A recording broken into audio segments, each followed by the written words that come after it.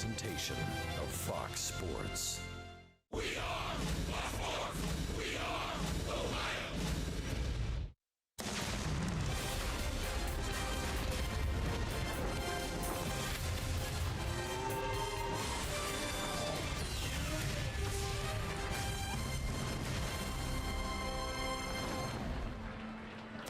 Well, it's been an overcast day most of the day here in St. Louis, and the temperature has been comfortable. No threat of rain as the Reds and the Cardinals go at it in this game, the middle game of this series.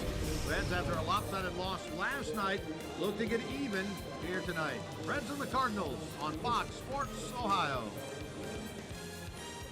And a pleasant good evening, everyone, and welcome once again to Reds Baseball. Along with Chris Welsh and Jim Day, I'm Jim Kelch. As I mentioned, middle game of this three-game series, Reds and the Cardinals. And Chris, I mentioned the lopsided loss last night, 13-4, but there was some highlights from a Red standpoint. That is, Adam Duvall, Scott Schebler looked like they get things going again. Well, let's talk about Adam Duvall first. For the first time all year long, Adam Duvall bats in the number 7 spot. And Brian Price must know what he's doing, because after all, when he got him in the number 7 spot, he had 2 hits last night. Although they were kind of bloop varieties, I was kidding with him. He said, I'll take him any way I can get him at this time of the year. Duvall is more known for his power, but he was able to get the ball in play and give the Reds a little bit of glimmering of some offense last night on a night when they needed a whole bunch of it. Now, Scott Schebler, he hit the ball hard twice, had a couple of doubles. Well, he did hit the ball very hard, and this is the one thing about having Scott Schebler in the lineup. He moves actually up one notch in the lineup as well. So both Schebler and Duvall are one place higher than they were last night. But he's a threat, and this is the one thing that you have with Scott Schebler. I know his batting average isn't great, but boy, oh boy, when he centers up the baseball, it is hit and it stays hit. He can go out of the ballpark in any part of the yard. He hits a lot of doubles in the gaps. He runs hard and runs really well for a big guy. I think Schebler's best days are ahead of him.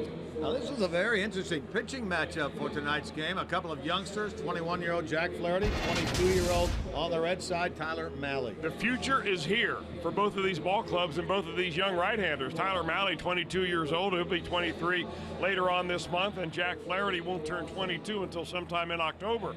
But they both really mirrored each other in the way where they were drafted early in the draft, and they're also guys that worked their way through AA and AAA this year to find themselves in the major leagues. In Flaherty's case, helping his team perhaps get to the pennant. Well, Flaherty's made 2 starts without a win, and on the Red side, Tyler Mahle has made 3. Both of these guys still looking for victory number 1 in their major league career. All right, we'll take a break. When we come back, we'll look into more about the backstops of these two teams, Yadier Molina and Tucker Barnhart. Jim Day will have more.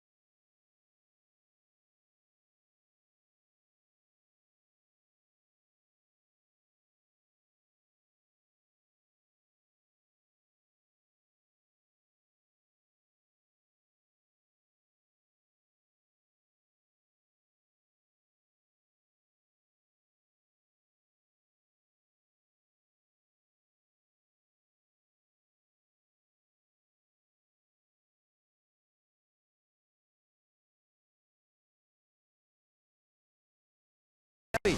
Check out their award-winning lineup only at your Tri-State Chevy dealer. And by Skyline Chili, feeling good, it's Skyline time. Well, the Cardinals are trying to hunt down the Cubs in the National League Central, so they have some mighty important games, obviously, the rest of the way. And Yadier Molina seems to step up in big moments, and he has certainly been doing that for the Cardinals. Last 3 games, 6 for 10, 2 home runs, and 10 RBIs. And he led the way last night in the victory over the Reds. Both backstops have been impressive this year. Yadier Molina, obviously one of the best catchers of his generation. And Tucker Barnhart trying to make a name for himself. Sunday, last time out, didn't start last night, but versus the Mets, 3 for 4, career high 5 RBIs, a double, and a no-doubt home run on Sunday for Barnhart. Overall hitting .272 on the season, and here's a guy they said could be an everyday catcher, but his offense, along with defense, has been impressive, and I talked to him about it.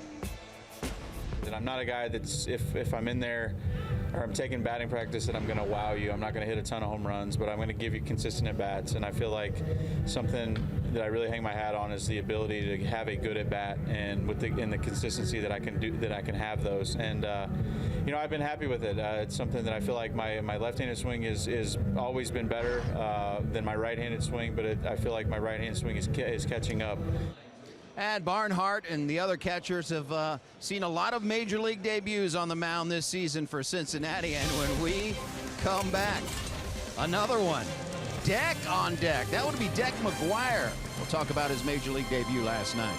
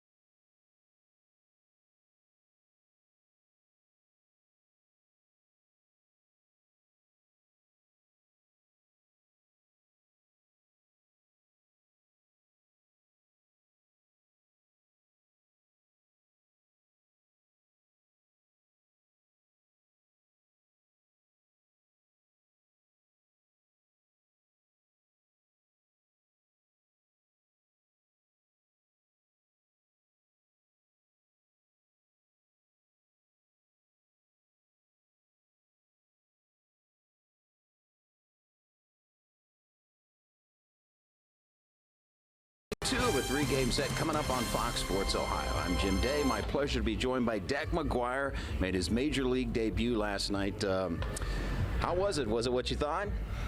Yeah, you know, like I said, I'm just happy to help the team out in any way I can, and you know, you can't pick and choose. So you know, excited to get in there with my support system here. So it was a really exciting experience. Wasn't the ideal situation to come into, but like you said, man, you can't pick and choose. You showed some poise last night. Were you happy with the way it went? Yeah, other than almost letting a pop-up hit me in the face. You know, got to get out of there. But, yeah, I mean, for the most part, it came in through strikes, challenge guys, which has been the biggest difference between this year and the rest of my career. All right, how many texts, emails, and calls did you get? A few. You know, I've been really fortunate through the years. Been a lot of places, met a lot of people. So I had some pretty awesome people reach out. And like I said, my family was here. And so, just couldn't ask for anything better. This is a tough game. Some guys make it quicker than others. Some take the long way around. You've taken the long way around. You're a perfect example of don't give up on your dream, huh? Yeah, I mean, that's it. I think, I said a couple times this year, and it couldn't have held more true. Just keep getting a jersey, keep having an opportunity, and I'm really thankful to the Reds for giving me that chance. And, we had a great staff team down in Pensacola, and we put together a heck of a year, co-champs of the Southern League. So just tried to do my part to help that team, and like I said, I'm really thankful to have this opportunity. As your repertoire has evolved, what gives you encouragement going forward that this might be just the beginning of a big league action for you? I think just staying true to who I am as a pitcher and as a person. Danny Darwin, our pitching coach down in Pensacola, and our manager Pat Kelly, they did a great job of just talking me through, when I had some struggles this year, and just continuing to convince me that my stuff's good enough. And that's the hard thing about this game. Sometimes it'll beat you up and you feel like you need to make a change, but sometimes it's just sticking with what you know and what you're good at, and just going to keep trying to do it. Well, congratulations, man. It was fun watching you come in and get your Major League debut. Thank you so much. That's Deck McGuire. Stay with us. It's the Reds and Cardinals lineups. First pitch coming up on your home for Reds baseball, Fox Sports Ohio.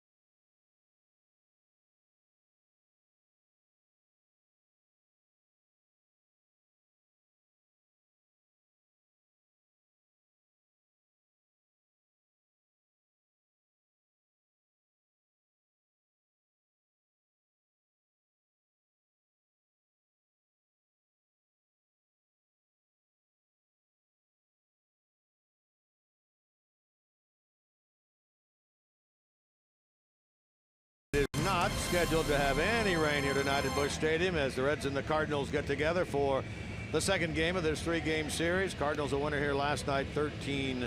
Let's take a look at the Reds starting lineup for tonight's game, brought to you by Menards. There's, for the second game in a row, Jesse Winker in the leadoff spot. It's Cozart 2, Votto 3. Suarez in the cleanup role tonight, then Schebler, then Duvall. And the bottom three include Jose Peraza at second base, Tucker Barnhart back in there catching, and Tyler Mahle is pitching. Take a look at our IGS Bringing the Energy feature for tonight.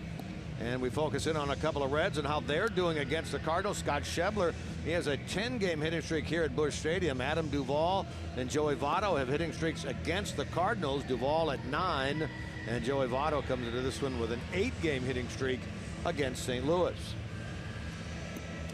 And on the mound for the Cardinals tonight, the fellow that the Reds will face, young 21-year-old Jack Flaherty. He's one of the youngest pitchers in all of baseball. In fact, he was the third youngest when he made his debut a few starts ago. He's got 2 starts under his belt, does not have a win yet. Last pitch against the Padres his last time out, had some control problems, but he's still a guy that got to the major leagues not because he has overpowering stuff, but because he has pretty good control. They're trying to turn that control into good command of his pitches. Fastball, slider, curveball, and changeup is his 4-pitch repertoire. You were comparing them on the open about he and Malley and how eerily similar their minor league numbers this year were. Well, they are, and the other interesting thing that they can compare very closely to is that they're not overpowering guys. They didn't get here because they've got big arms. They got here because they figured out how to pitch. That's why Flaherty's in the major leagues at 21 and Malley's in the major leagues at age 22. All right, here we go. Cardinals Reds, game number 146 for Brian Price's bunch. Winker in there to lead it off. And Flaherty just misses outside for ball 1, and we are underway. Jesse last night 1 for 4. He had an infield hit. Comes in at 295. 4 home runs. He's driven in 10. Rips this ball into right field. Down the line it goes, and that ball is fair and a home run. To lead off the game, Jesse Winker, his 5th home run of the year. And the Reds take a 1-0 early lead on the leadoff home run, only the 2nd by the Reds this year. Winker had 2 home runs at AAA this year. He's got 5 now here in the big league. Well, I had to be looking fastball and got one basically right down Broadway with not a whole lot on it. I mean, Winker just unleashes it. The only question is whether that would stay fair. It did. And like last night in the ball game, the Reds get an early lead. So Flaherty has given up 3 home runs in 3 big league starts. This one to lead off the game for Jesse Winker. The other leadoff home run the Reds have hit this year was against Jhoulys Chacín. Jose Peraza did it out in San Diego. That was back in the middle of June.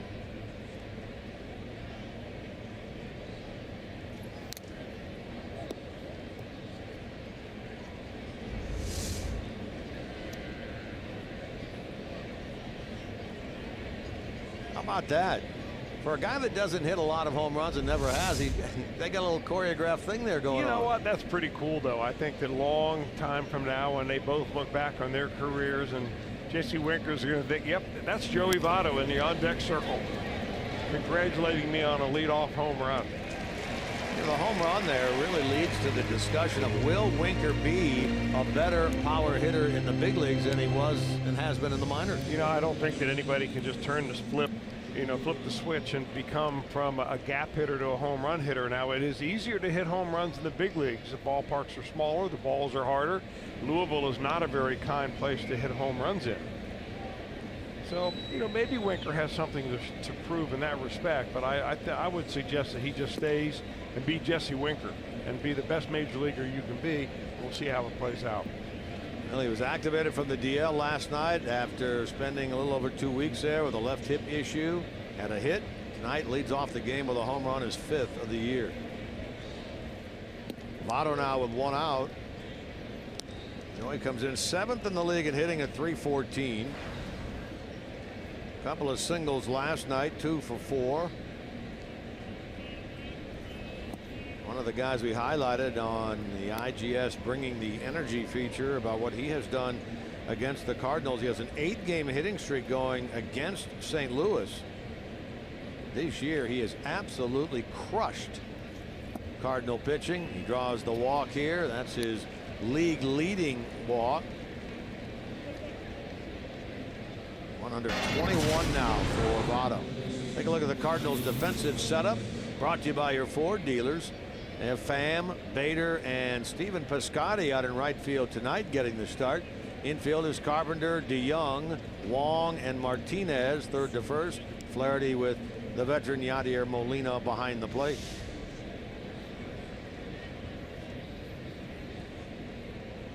Here's Eugenio Suarez. Hit hard toward the middle. DeYoung cuts it off. There's 1, there's 2. That's a 6-4-3 inning-ending double play. But boy, Suarez hit that ball hard. But the Reds, as they did yesterday, take a 1st-inning lead on a home run tonight by Winker.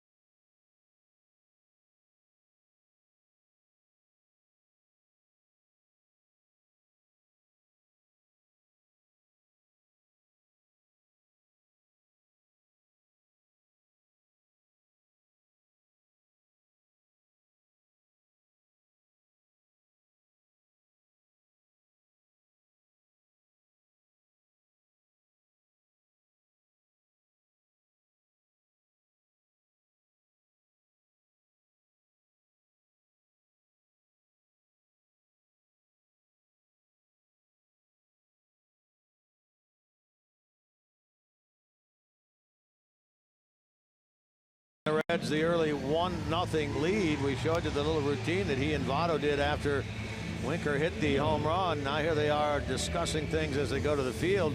What are we going to do the next time? Well, let's hope we don't have to wait to find out. All right, let's take a look at the Cardinals lineup now for tonight's game, brought to you by Menards. Matt Carpenter, Tommy Pham, Paul DeJong. Middle includes Martinez, Molina, and Wong. The bottom three, Piscotty, Bader, and Flaherty against the young right-hander Tyler Mahle for the Redlegs. Mahle given an early lead with which to work. Faces Carpenter, who last night went 21 pitches into the game till he finally put one in play. That was a double in the 7th inning.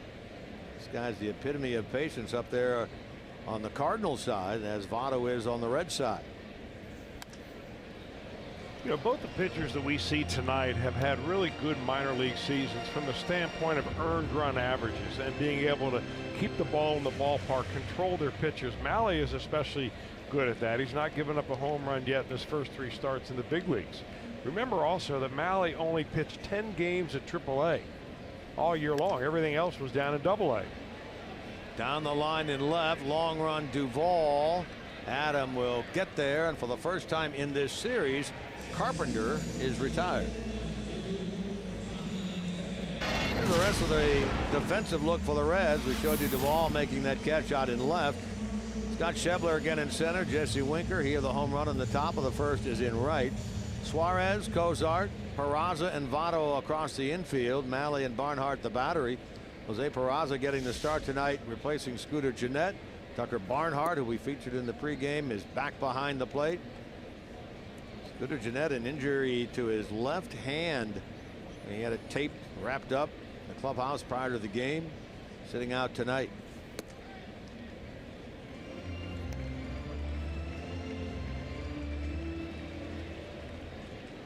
Reds have had a knack in scoring first against the Cardinals this year. Reds have now scored first in 11 of the 15 games they have played against St. Louis this year.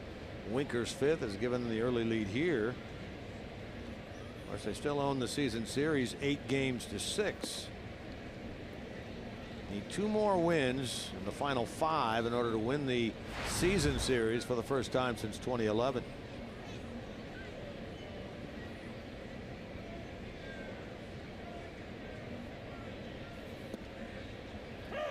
Borderline strike. Pham thought he had walked.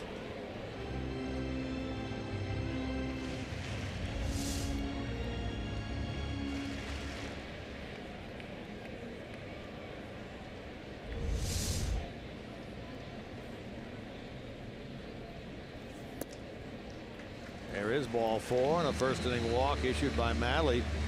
Leads to the question about his walks per 9. In the big leagues, it's almost 5, 4.8. In the minor leagues this year, 2.1. So why the discrepancy? Well, there's a couple of reasons why. Number one, the strike zone in the major leagues is smaller than it is in the minor leagues because umpires are, by rule, they're only calling really what they think are actual strikes now because they're being judged after every game. The other part of it is that big league hitters don't chase like minor league hitters do. So Mahle works on the stretch with Pham leading away at first. Paul DeJong at the plate. I think it's important for Mahle to establish that he can throw all of his pitches for strikes early on. A lot of times, as a starting pitcher, you want to get through the lineup one time with really nothing but fastballs if you can do that. But I think that just by virtue of being able to show the Cardinals that he has several different pitches that he can throw for strikes, that can really serve him well second and third time through.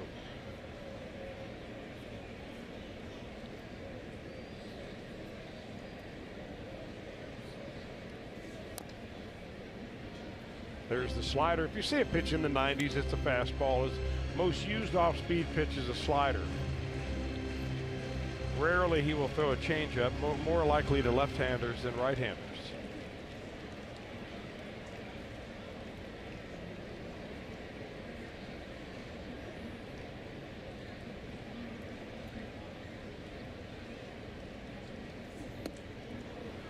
DeJong chases one up near the letters and strikes out for the second out of the inning. I think that's really one of his very effective pitches, which is the fastball up. If you judge Malley on his radar gun speed, you're not going to be all that impressed. 91 miles an hour is nothing to write home about, but location is a perfect spot right there. He's got good backspin on it, so the ball doesn't sink very much. The other thing he does, he throws across his body a little bit. Never really clears his hips, and that ball will stay up in the zone, even cut a little bit. He is now the hot-hitting Jose Martinez with a runner aboard and 2 out here in the bottom of the first. Martinez at .311 with 13 homers. He's driven in 38. This guy has really been swinging a hot bat as of late. Over 400 in the early part here of September. Taking over that first base job due to the injury on the other corner to Jed Jerko. He's getting a chance to play, much like Harrison Bader out in center field, getting an opportunity to play due to the injury recently to Dexter Fowler.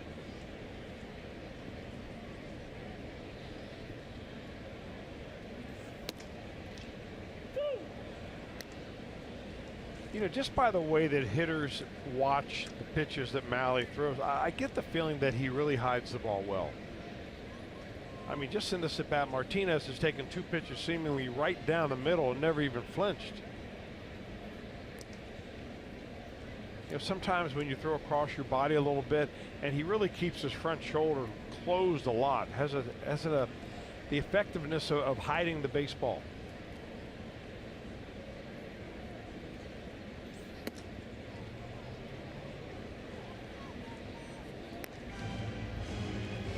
Martinez last night 2 for 4 with a couple of RBIs. That was a big 2-run double in the 4th inning that made it 8-1 St. Louis at the time. They went on to win 13-4.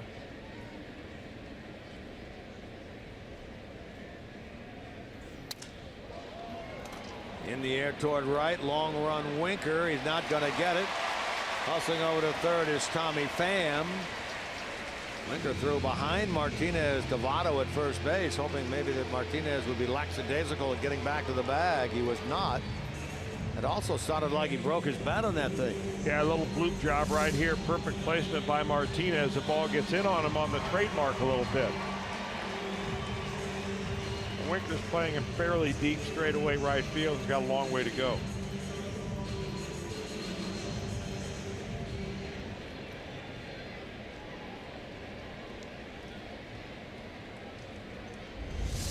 All right, so here is Yadier Molina with 2 on and 2 out. He was in this situation in the first inning last night. Drove in a pair with a double. Sitting now at .282 with 17 home runs. 75 runs batted in. If I look up the word grizzled, will Yadier Molina's picture pop up? It very well may. 35 years old, 14th major league season. Many respects. And he plays every day, or nearly every day. I mean, for a catcher, which is extremely difficult to do. Of course, he started the season out, I believe, by playing in the WBC. So yeah, he's had an extraordinarily long year already. Going to say, in many respects, he's having his best offensive year ever. Closing in on a career best in RBIs. Double digits in home runs at 17. If I'm Tyler Malley, I'm assuming that Yadier Molina is going to swing on a 3-0 count. As hot as he is, he wants to be the man to drive the runs in.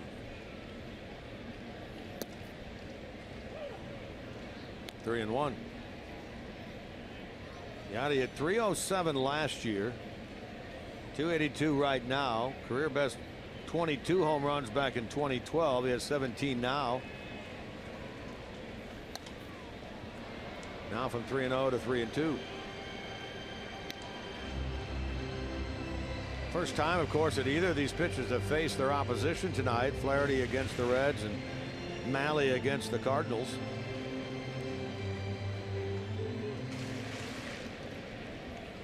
Trying to work out of an early first inning jam here. Runners at the corners, 2 out.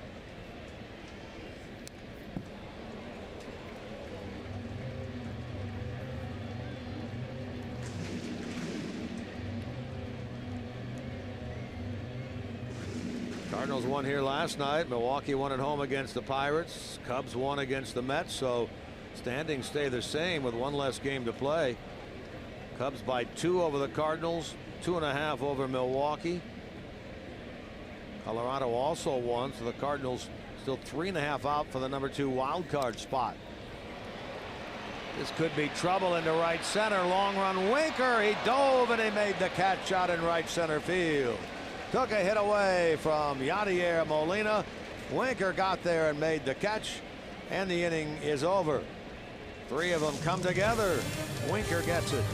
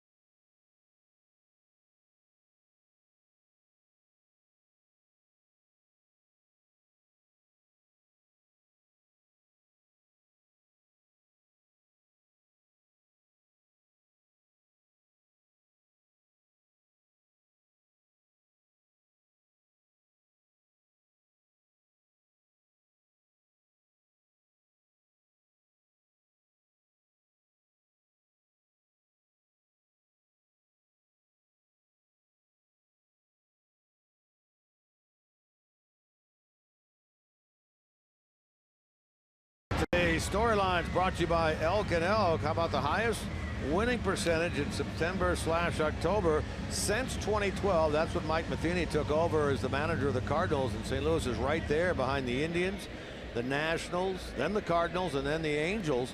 A .600 winning percentage in the last full month of the season for St. Louis. Of course, Cardinals went to the playoffs in each of the first 5 years that Mike Matheny was a skipper. Only last year that he has managed his club did they not make it. He's taken them to 1 World Series. That was in 2013 when they lost 4-2 to the Red Sox.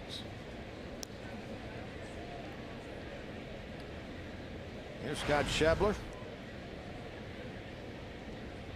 Highlighted he and Adam Duvall in the pregame. The fact that both of them have been struggling since the All-Star break. Both of them had a couple of hits last night. Schebler 195 since the break. Man on deck, Duvall 208. Certainly a contrast in styles between this guy Schebler, the man who led off with the home run, Winker.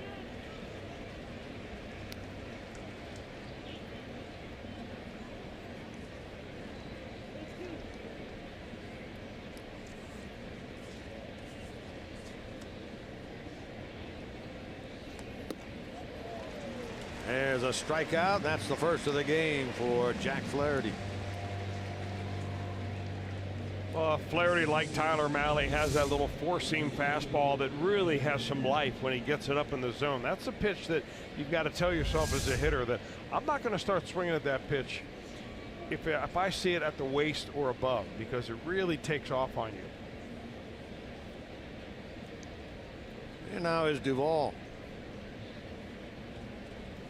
2 for 4 with an RBI in last night's game. Hitting .250 with 31 homers, 96 runs batted in, and really one of the many Reds who have prospered offensively against St. Louis pitching this year. .360 with a home run against St. Louis here in 2017.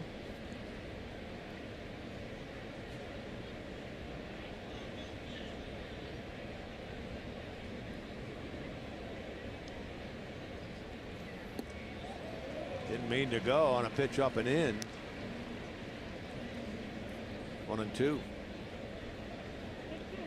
Both these young pitchers from California.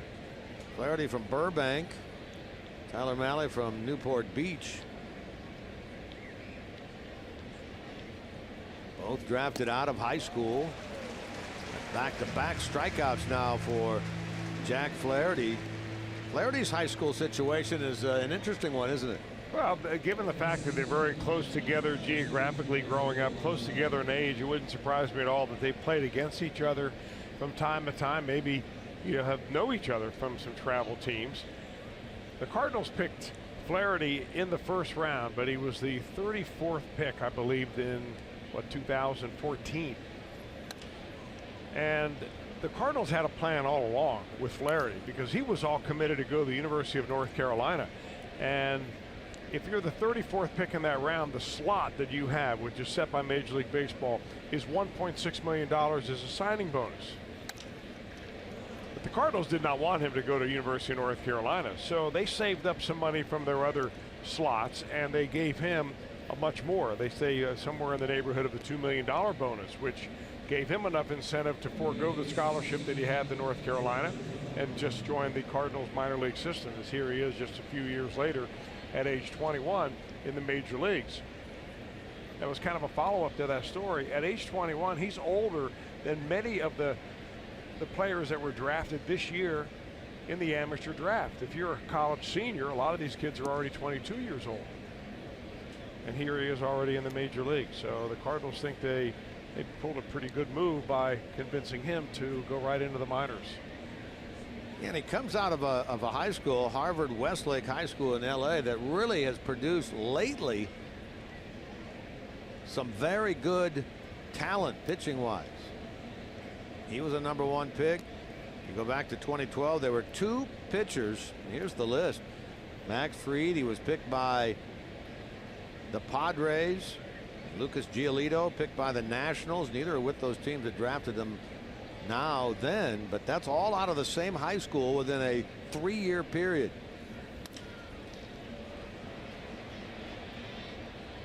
Well, how would you like to be a coach in that league and have to face those guys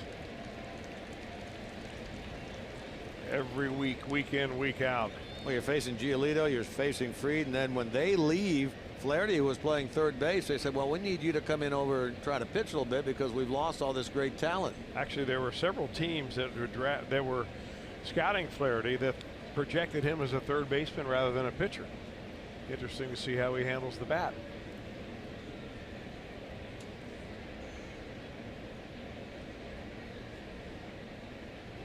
Peraza on the run. They've got him at second base.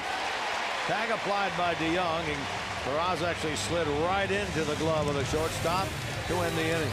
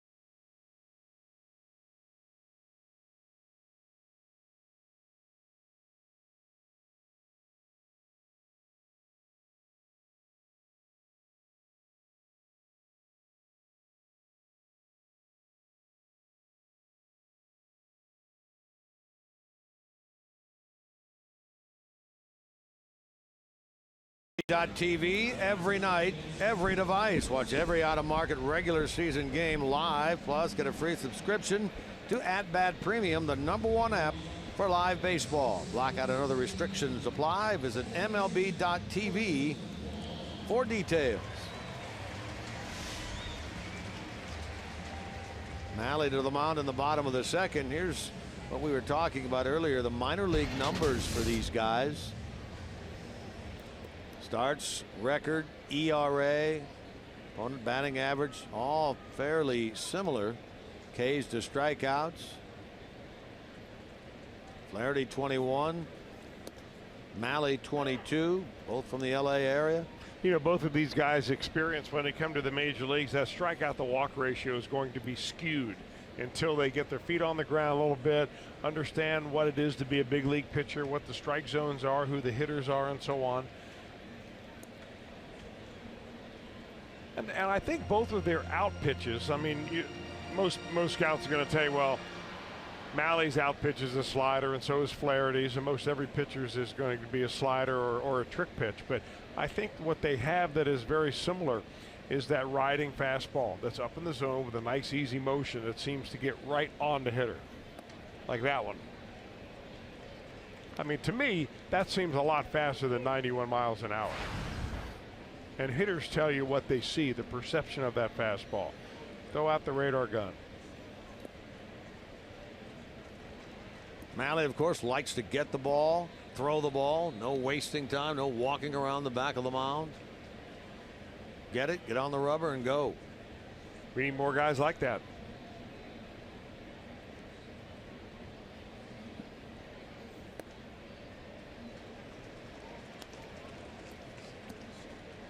Long to be followed by Stephen Piscotty and then Harrison Bader here in the bottom of the second.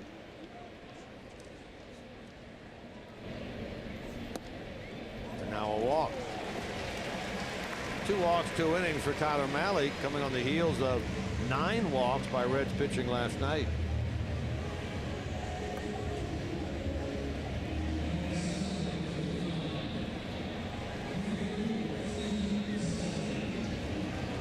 Now is Stephen Piscotty. This guy has had nowhere near the year this year that he had a year ago. Stephen Piscotty, former Stanford Cardinal.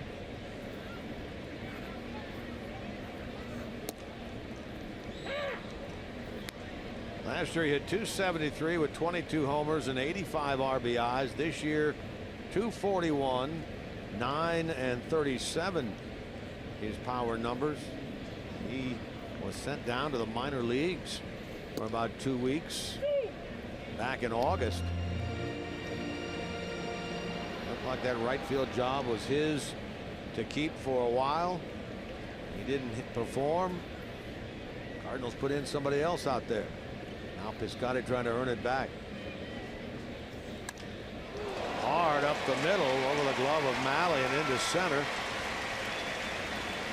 Piscotty with a base hit. That's 2 on with nobody out. Piscotty probably delighted that he got that pitch on an 0-2 count. Couldn't believe how quickly he got down 0-2. Slider, fastball, and now Malley gives him a pitch that just kind of runs right back over the plate. And boy, that goes to show you how fast those batted balls get back onto a pitcher. He really doesn't move until that ball's by him.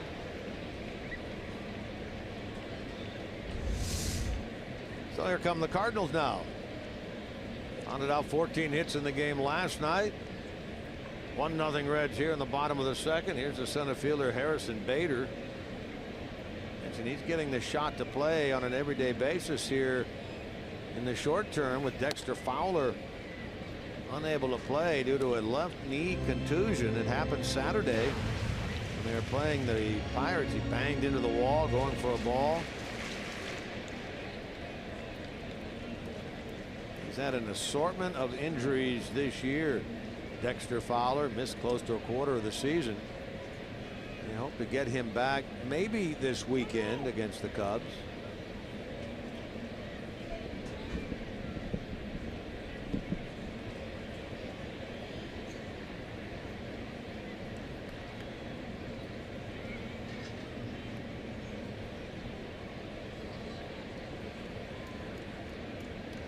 Getting a good look there at Tucker Barnhart.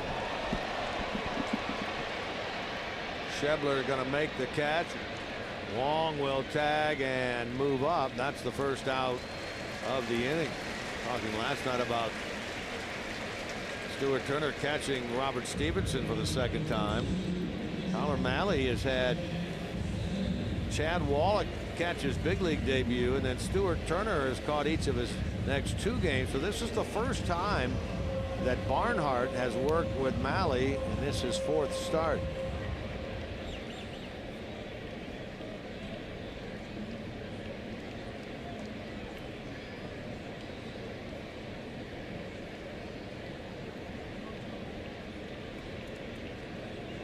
Here's Flaherty, the former high school third baseman. We'll see how indeed he can hit. He's 0 for 3 this year.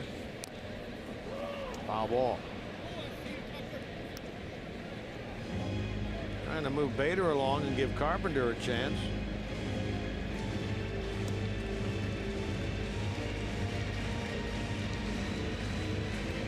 Early on in Chicago, Mets and the Cubs are tied 2-2. Early in Milwaukee, Pirates Brewers tied 1-1.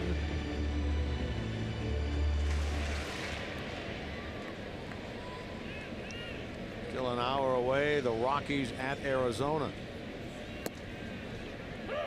Strike 2.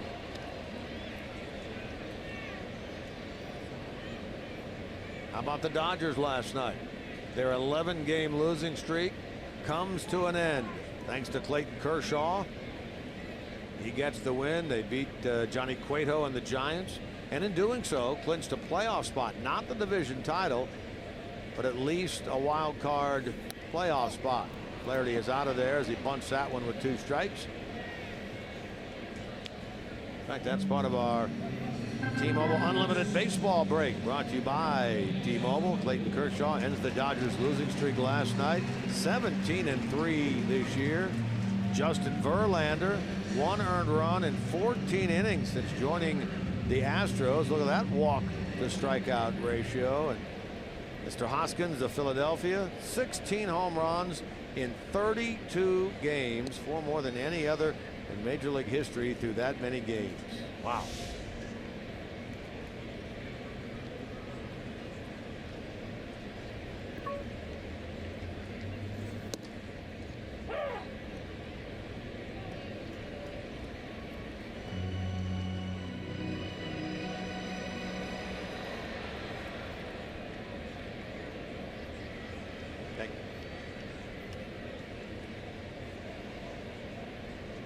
Carpenter fly to left to get the Cardinal first inning started. Stands up there now. Runners at first and third and 2 out. And a down year in all aspects in terms of batting average for Carpenter. .273 with runners in scoring position. Career average of .278 coming into this year, hitting .239 now. His on-base percentage has stayed up. Set a career high in walks.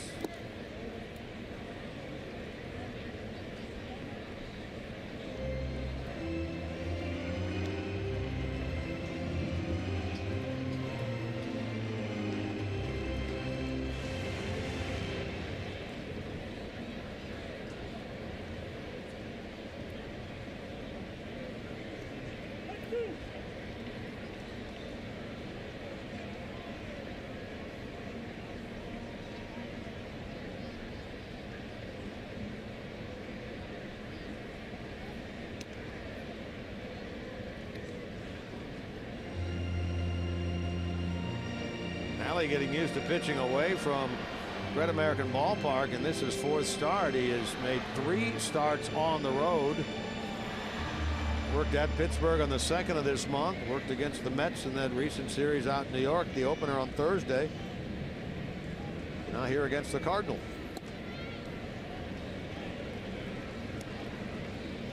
There was talk about, and there is talk still about his innings pitched, and will he or will he not pitch through the end of the season. We saw Luis Castillo get shut down after that brilliant performance he turned in against Milwaukee in that last homestand.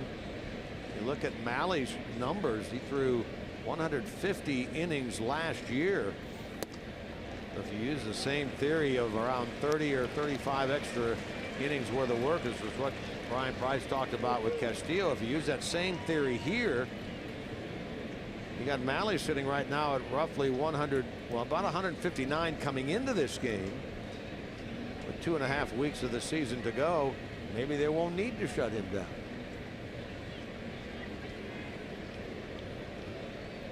Runner from first takes off. You know, a lot of teams will prescribe to exactly that formula. They take the number of innings that a youngster pitched the year before, they add 20%, and that's where they come up with a number they want to shut him down. Now, ask individual teams, why do you do that? And they'll say, well, everybody else does it. Right. Nobody really has a scientific reason for exactly why. Interesting that Jack Flaherty falls in the same category as does Tyler Mahle, but the Cardinals are holding their decision back depending on how he pitches down the stretch. So if they need him in a pennant race, they're going to exceed the innings that they probably would like to have him have as a cutoff. But hey, a pennant race is pretty important, and no one has ever proven that throwing an extra 30 innings instead of 25 innings is going to hurt your arm. There are people in Washington who are Nationals fans who still are upset about Steven Strasburg not in the playoffs some years ago. Yeah. He ended up hurting himself anyway. Yeah.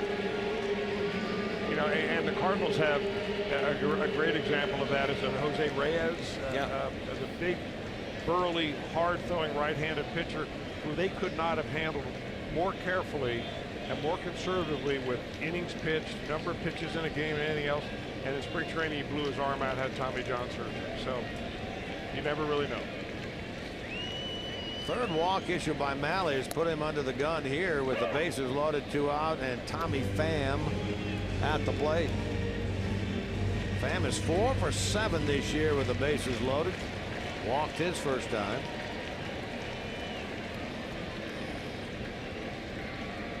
Nothing Reds, bottom of the second. Well, there's that textbook block again by Barnhart on a breaking ball. Oh, we saw a number of them last night with Stuart Turner behind the plate. He blocked a whole bunch of these. Some of those came off the glove and got away from him. Barnhart does that. You notice how he kind of tilts his torso forward.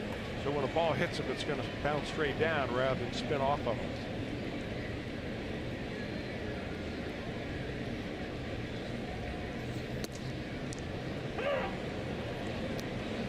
One and two.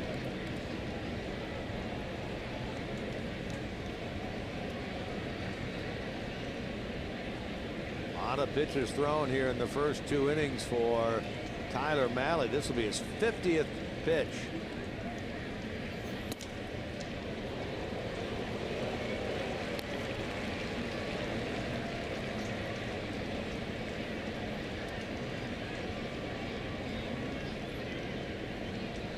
Wong, Piscotty, Carpenter lead away at third, second, and first. Mahle wanted that one.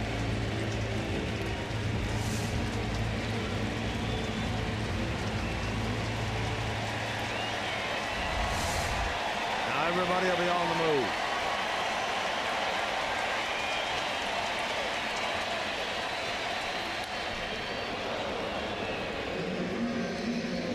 Came up and in there on Pham like he did earlier to DeYoung when he struck him out. Well, I didn't think he meant that on purpose. He certainly doesn't want to throw a ball on a 3-2 count and hope the hitter swings and chases. DeYoung waiting there on deck.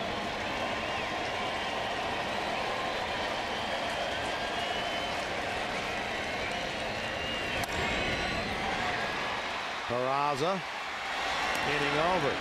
A lot of pitches, but in the end, the Cardinals leave them loaded. The Reds are up 1-0 through 2.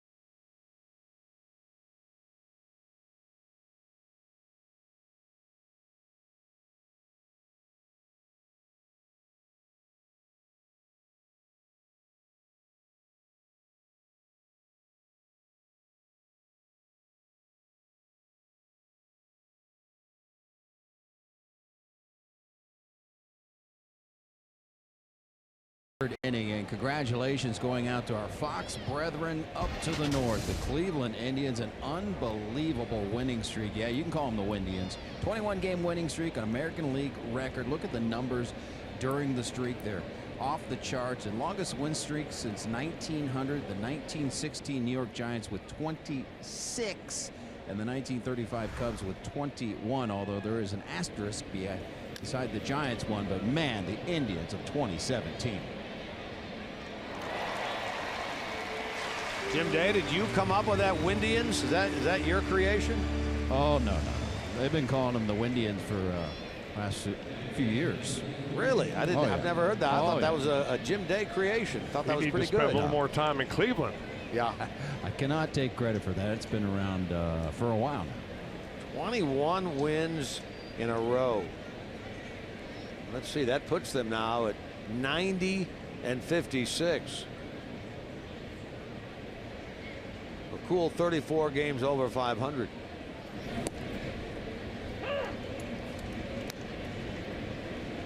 Interesting enough, they still do not have the biggest lead in the American League. Houston has a 14-game lead over the Angels. They are the #1 seed there right now, with the Astros being #2.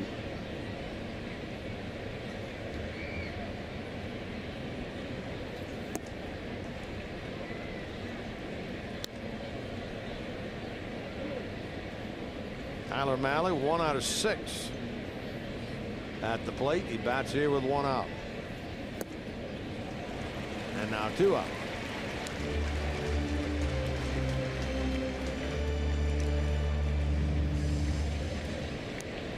Remember, Saturday, it's the 2 best records in the National League. We're talking about the Indians, but on the NL side of things, Cody Bellinger leads the Dodgers against Daniel Murphy and the Nationals on Fox. Possible preview of postseason play. Then at 3:30 on FS1, it's the Royals and the Indians, winners of an American League record 21 straight. That's coming up this Saturday. I guess from a Red standpoint, they do have an interleague series to go, and it's against the AL East leading Red Sox. Glad it's not the Indians, although it would be kind of fun to see them. Jay Bruce had a big home run today in the first inning, 3-run shot, the former Red. He was quoted later on as saying, "This is where I belong, with the Indians." Very happy over there. We're happy for him.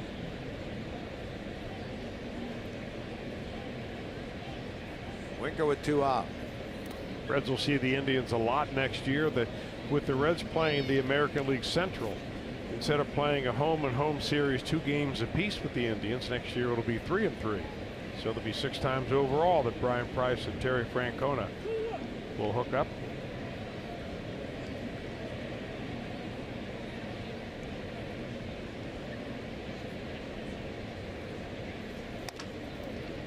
Toward Wong. Winker slows down. He has that hip issue coming off of that. I wonder that's why he may have jogged down the line.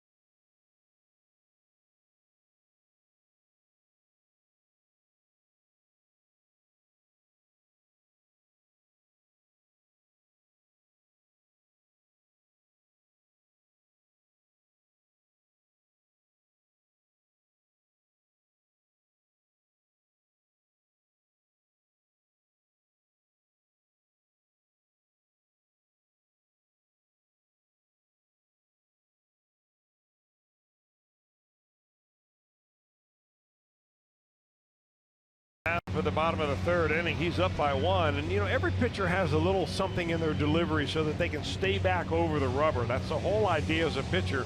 And I was watching Malley pitch. I'm thinking I recognize that leg move from somewhere, and sure enough, we're going to show you what I remember, and we're going to reminisce a little bit because the guy on the left, his name is Greg Maddux, and look how straight that leg is. And the same thing Malley does to kind of gain himself just a moment or two extra over the pitching rubber before he delivers to the plate.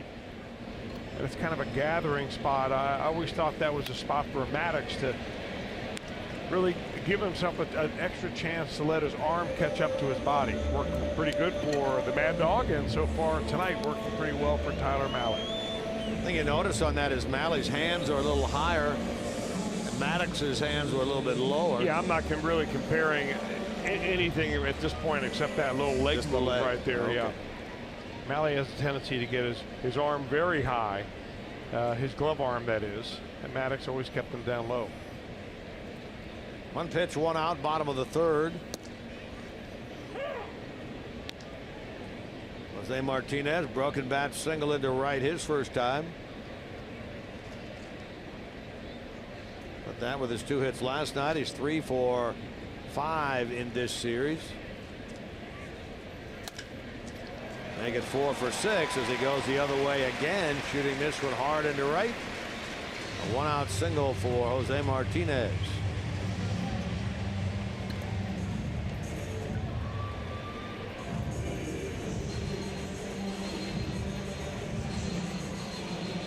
Martinez, one of those late bloomers, if you will. He really didn't get a chance to play at all in the big leagues until last year when he was 28.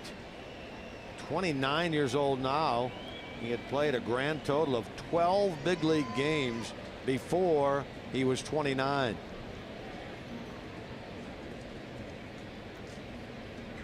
He's on with 1 out.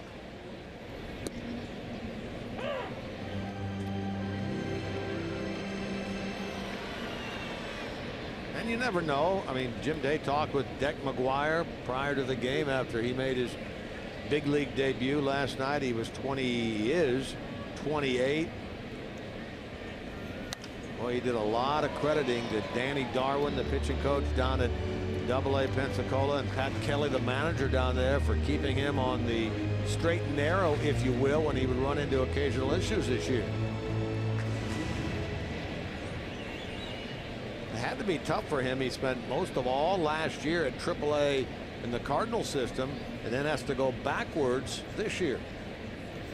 Well, he said, though, when he got in the game for his major league debut, that everybody he faced he had either played with or faced before. So it was like being in I guess a minor league all-star game, for the lack of a better term. What did he say? I've been a lot of places, met a lot of people.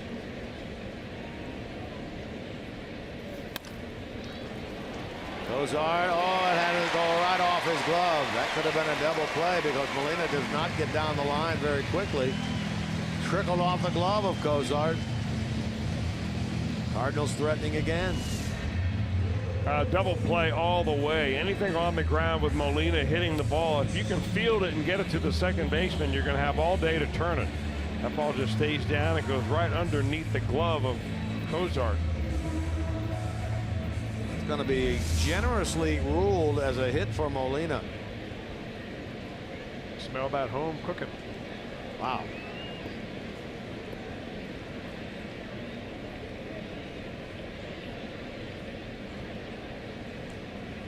Two on with 1 out for Wong.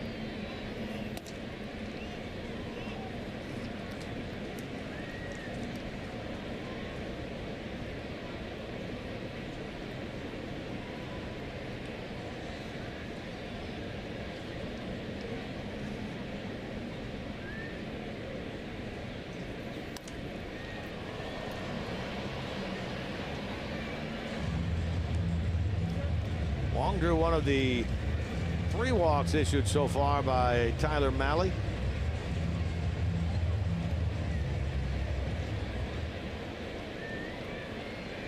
Wong in the second year of a 5-year contract he signed prior to last year.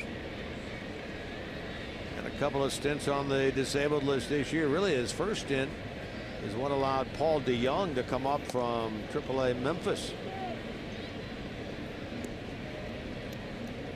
When Wong came back, they made room for DeYoung at short. Sent Aledmus Diaz out.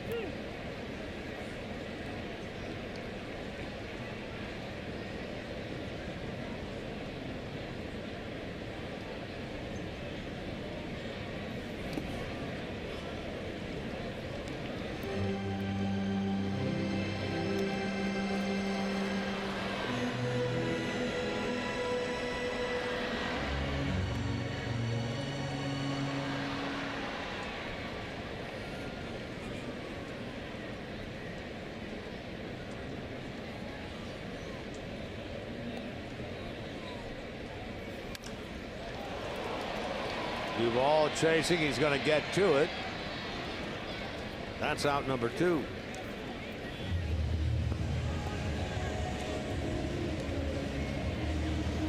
Reds fans, showcase your best Billy Hamilton impression and run around the bases coming up on Sunday after the Reds take on the Pirates. All fans are invited to go from first to home during Run the Bases Day thanks to Entman's Little Bites. Purchase your tickets today at Reds.com. Finale of the 3-game series against the Pirates on Sunday. Get on down there and run the bases.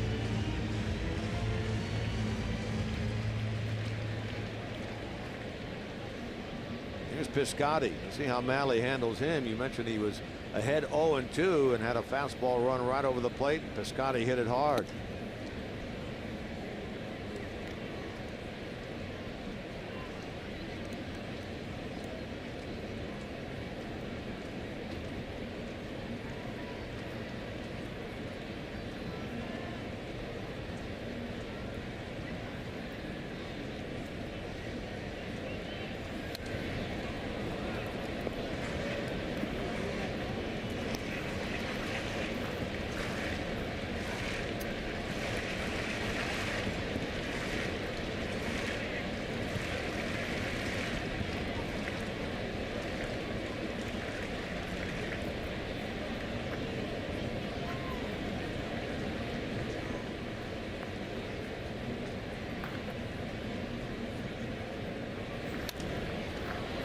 Popped it up. That is going to reach the seats.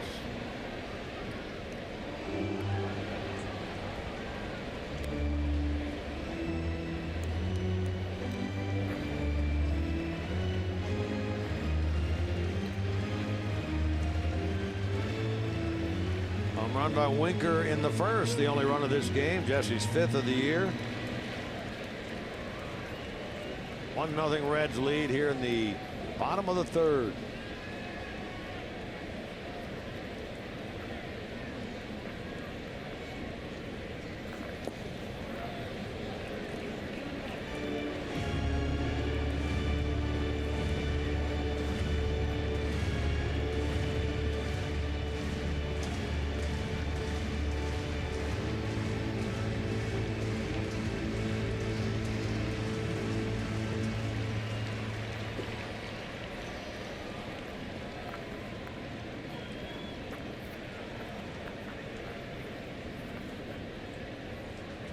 th pitch of the night for Malley.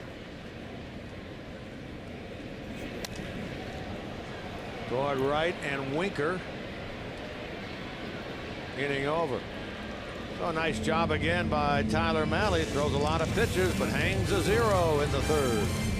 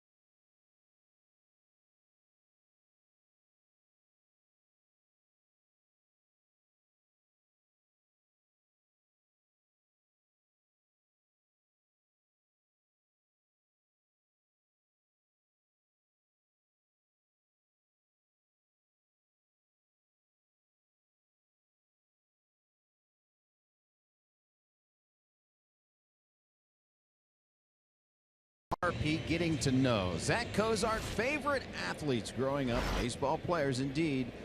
Former Red Ken Griffey Jr., Ozzie Smith, who dazzled here in St. Louis, and the favorite of many of his generation, Derek Jeter. And just like Jeter, stepping in, number 2. Thank you, Bob. There's the Wizard out on the wall here at Busch Stadium. Rogers Hornsby on his left. Redhead, Red Shane Dietz on his right. It's out in the left field corner here at the ballpark. Legendary broadcaster Jack Buck right next to Red Shane Dietz. All their retired numbers. Dizzy Dean, Lou Brock, Whitey Herzog, Bob Gibson, August Busch. I don't know if there was a more intimidating figure out there than Bob Gibson back in his heyday. You're right about that. I think you ask any hitter, he'll tell you that.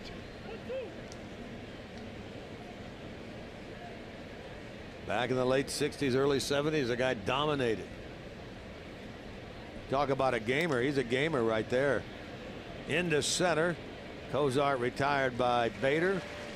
Leadoff man gone in the 4th. You know, back in those days, the players weren't as friendly on the field. There was actually a rule in the Major League Baseball rule book about fraternization, talking to the other team before a game when the stands are open.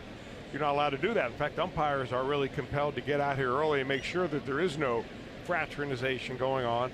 And the stories about Bob Gibson was that if a hitter walked by him and said, "Hey, Bob," he would just turn and snarl at him. And because he never wanted to let anybody feel comfortable in the batter's box.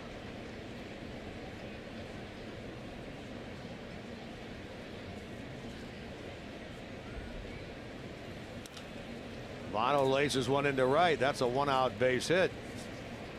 I always am amused by the story with Bob Gibson and Tim McCarver back in the mid-60s when McCarver was a rookie catching the veteran Gibson, and Gibson was going through a bit of a wild spell, and McCarver, being the catcher, thought, well, I need to go to the mound.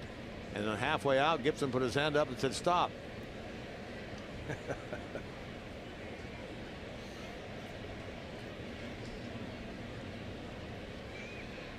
And the punchline of that is what the only thing you know about pitching is you can't hit it.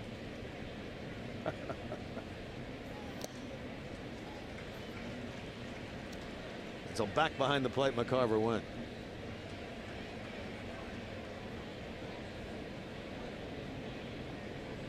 Votto been on twice in this game, a single and a walk. He's now reached base in 16 straight games for Joey Votto.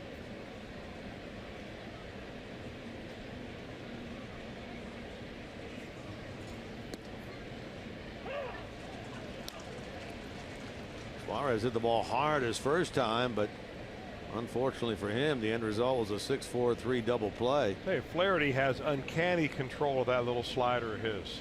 Doesn't really have a lot of downward break, but it's got great deception, and he's throwing it where he wants to.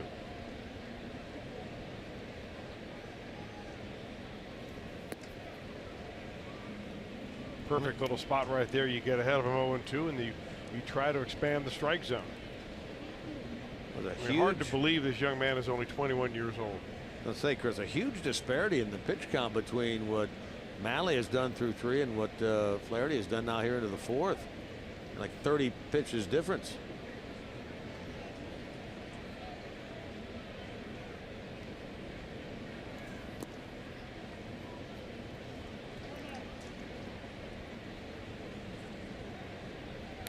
Well, he's throwing a lot of strikes. You can see right there, just about double number of strikes than balls for Jack Flaherty. Well, the Cardinals have been forced to go to, I don't know if forced is the right word. They go to Flaherty, and then tomorrow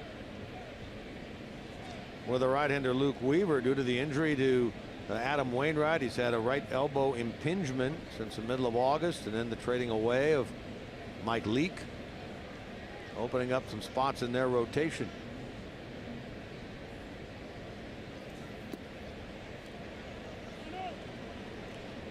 Well, this is a Suarez showing us what a Joey Votto at bat looks like. He goes 0-2, and then he lays off the next 3 pitches to run the count full. Well, you hear all about the Votto walks. When you look at the walks category, Eugenio Suarez is 5th with 80 of his own.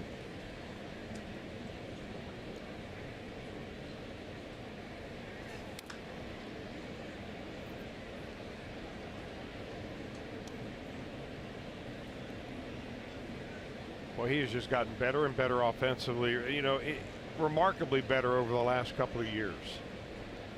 Always had some power, always had the ability to hit the ball with some authority to right center field. But when you start shrinking the strike zone and forcing those pitchers to throw the ball over the plate, you're going to size them up a little bit better. That's what he has done this year.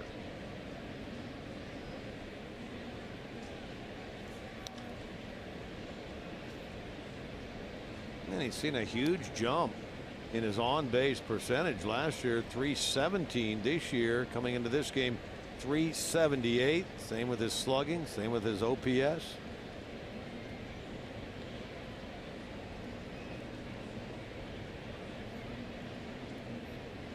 Well, to show you what Brian Price thinks of him, here he is in the number 4 spot. Yeah. Protecting Joey Votto. As walk 81. Suarez joins the aforementioned Votto on the bases. 2 on with 1 out. First walk, check that second walk issued by Flaherty.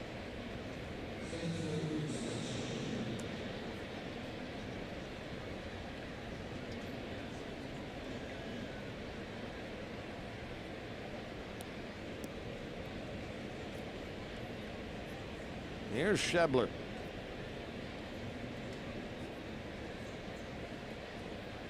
Strikeout victim his first time.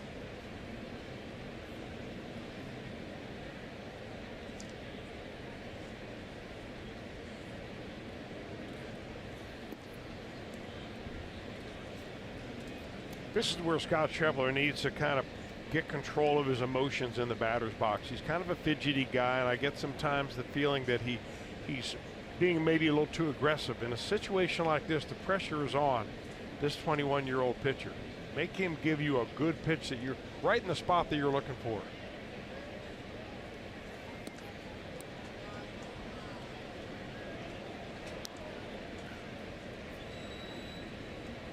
Now Derek Lilliquist will come out of the dugout. The pitching coach of the Cardinals will pay a visit to the mound.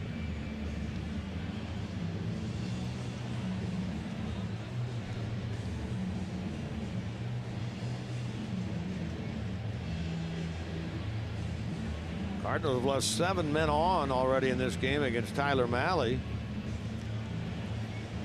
Reds get the home run in the first. Had a hit by Peraza in the second. And have a hit in the walk here in the fourth. Just as a reminder, as you enjoy tonight's game, we'll look forward a little bit later on to bringing you a Miller Time moment of the game. Brought to you by Miller Lite.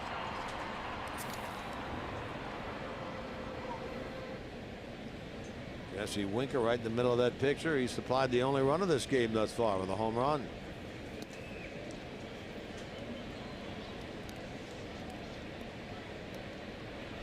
Now 3-0.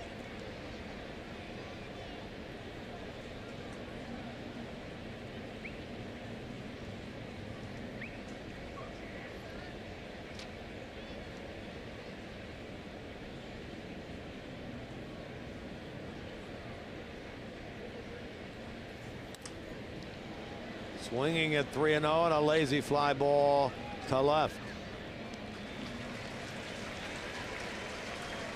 He helps out the right-hander Flaherty there for the second out of the inning. Yeah, I'm not really against the 3-0 swing.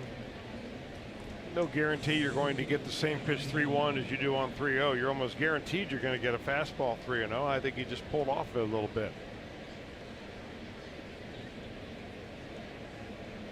So now 2 out. Here is Adam Duvall. Boy, Duvall in the number 7 spot last night, had a couple of hits. First time he batted down there all year long. Tonight, without Scooter Gennett in the lineup, he moves up to 6th.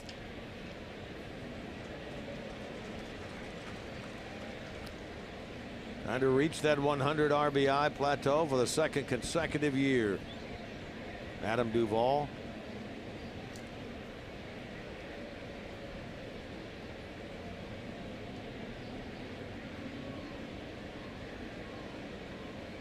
That Mike Leake trade to the Giants are both now represented here wearing red uniforms. To left field. And Pham hauls it in. And Flaherty works around, 2 on with 1 out.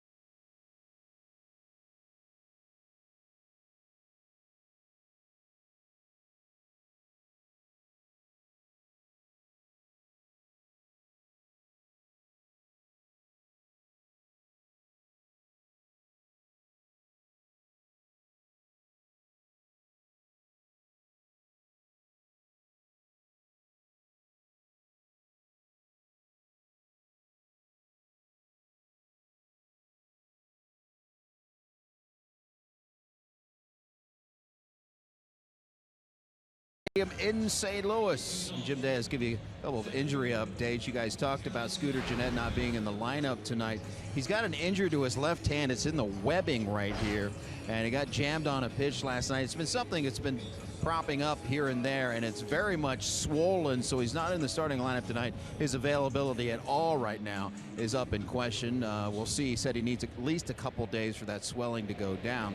And Drew Storen was put on the 10-day disabled list today with a sprained elbow, and it's something that propped up last time, or cropped up, I should say, in his last start.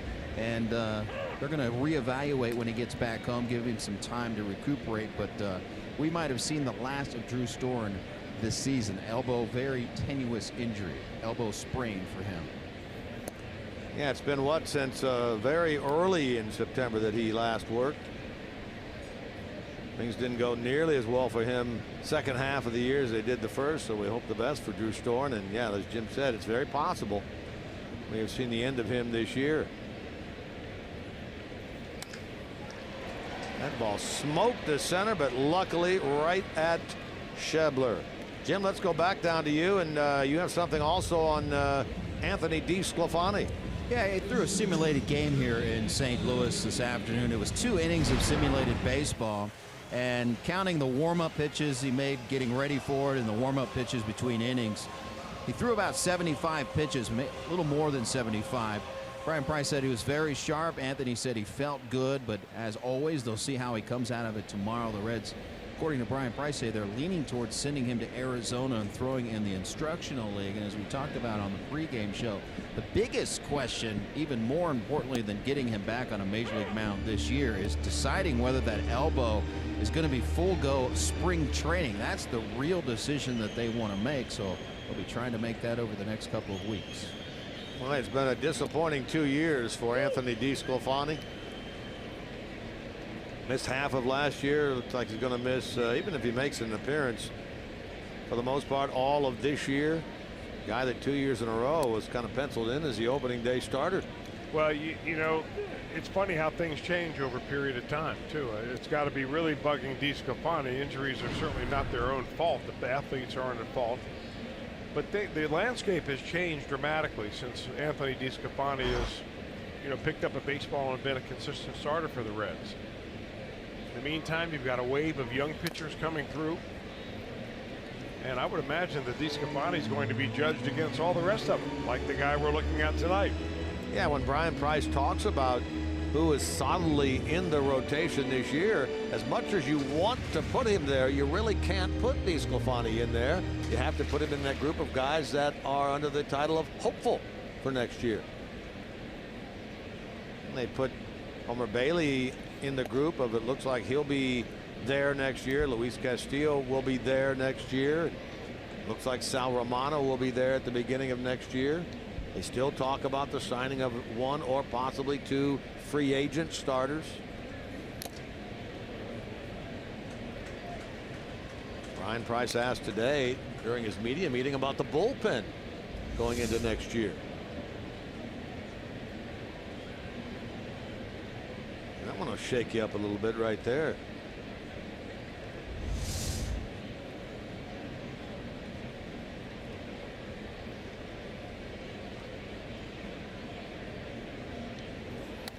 Brian emphasizing today in that meeting when he was asked about the bullpen for 2018 that we'd like to ideally have 4 or 5 rock solid guys that we know are going to be part of it. We don't want to hold a bunch of auditions next spring for positions out of that bullpen. I thought that was what the last 2 years were for. The audition part, that is. 2 out. Go back to the studio for an update. Here is Jeff Pecoro.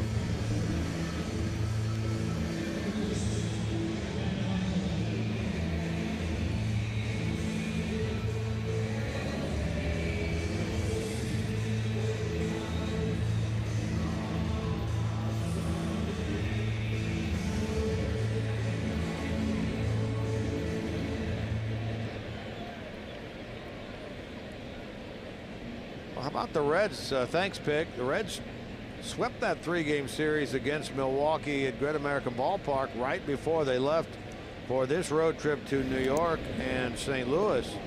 Still have 3 games left with the Brewers. Those are up in Milwaukee, 26th through the 28th of this month.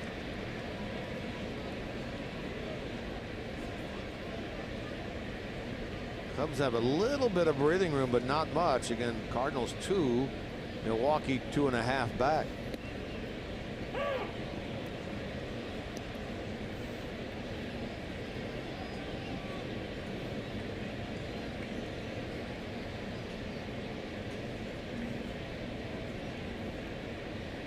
Carpenter batting with 2 out.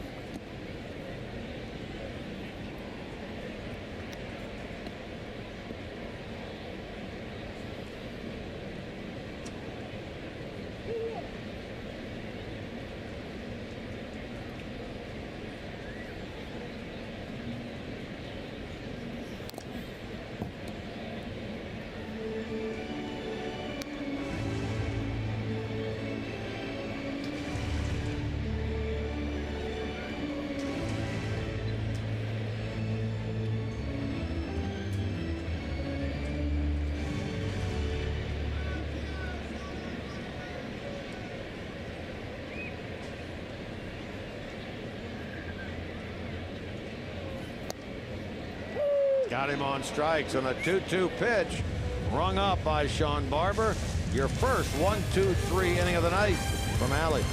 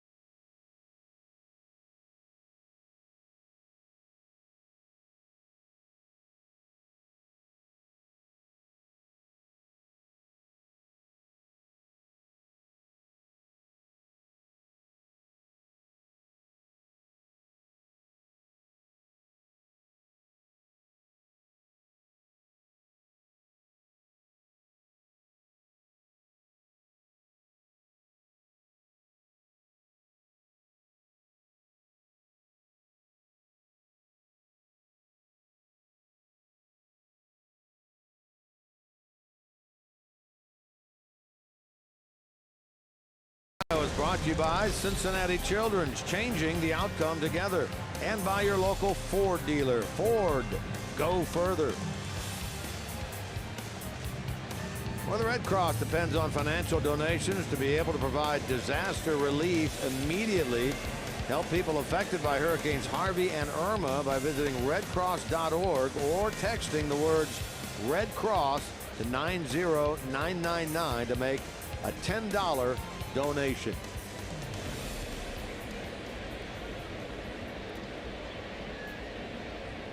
One nothing Reds after 4. Cardinals have out hit Cincinnati 4-3 as Jose Peraza leads things off. Sharp single to right his first time. Peraza's job at second base to begin the year. He lost it to Scooter Gennett. Now Gennett banged up a little bit with his left hand. So Peraza jumps right back in there.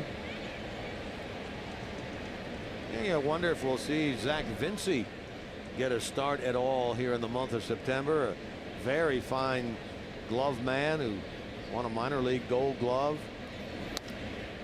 Played at AAA this year. Always been known as a good glove man, not as much hit. He was called up when the AAA season ended. Can also play second.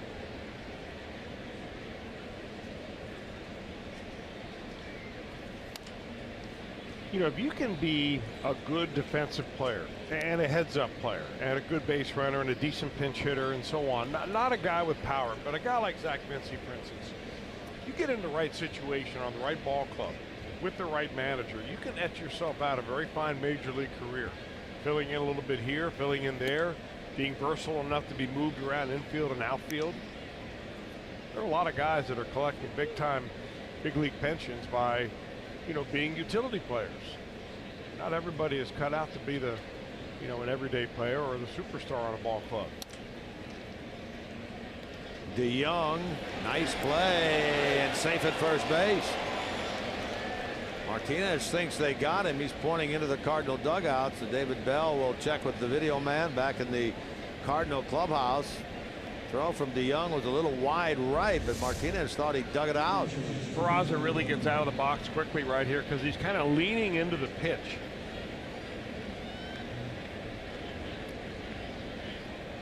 Pretty nice play by Martinez, who's not really that much of an experienced first baseman. He had a stretch towards right field because that's how far off that throw was. Cardinals don't challenge it. Base hit for Peraza, so he's 2 for 2. Could very well be that Martinez was thinking, hey, I kept my foot on the bag and caught the ball, not realizing that Peraza had streaked across.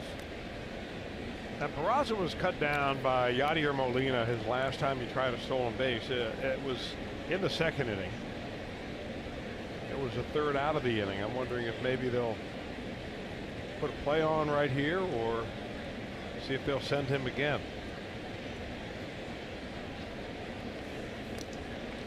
Yeah, that's the one thing I want to ask Joe Morgan when we have him back on the air again, is that if you're a runner, like Peraza was his first time up, he gets on, he gets thrown out by Molina.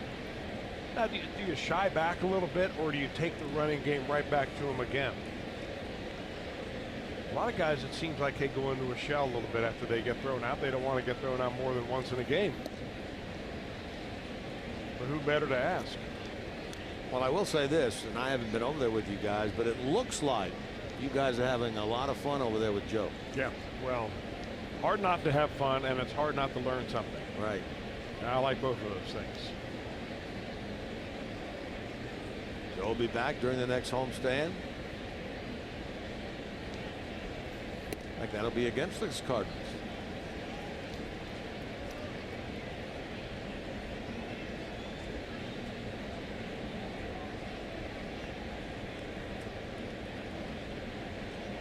Peraza second on this team with 22 steals, 5th in the league with that total.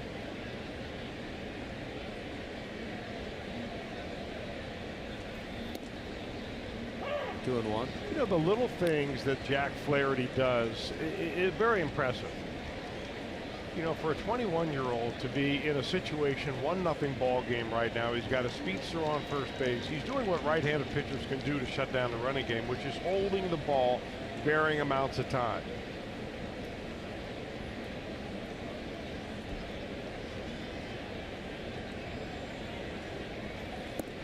You know, base running is a rhythm the same way as hitting is a rhythm. And when pitchers hold the ball differing in varying amounts of time, you know, you're trying to throw the cadence off or the timing off of that runner at first base. He's got to deliver a 3-1 pitch here.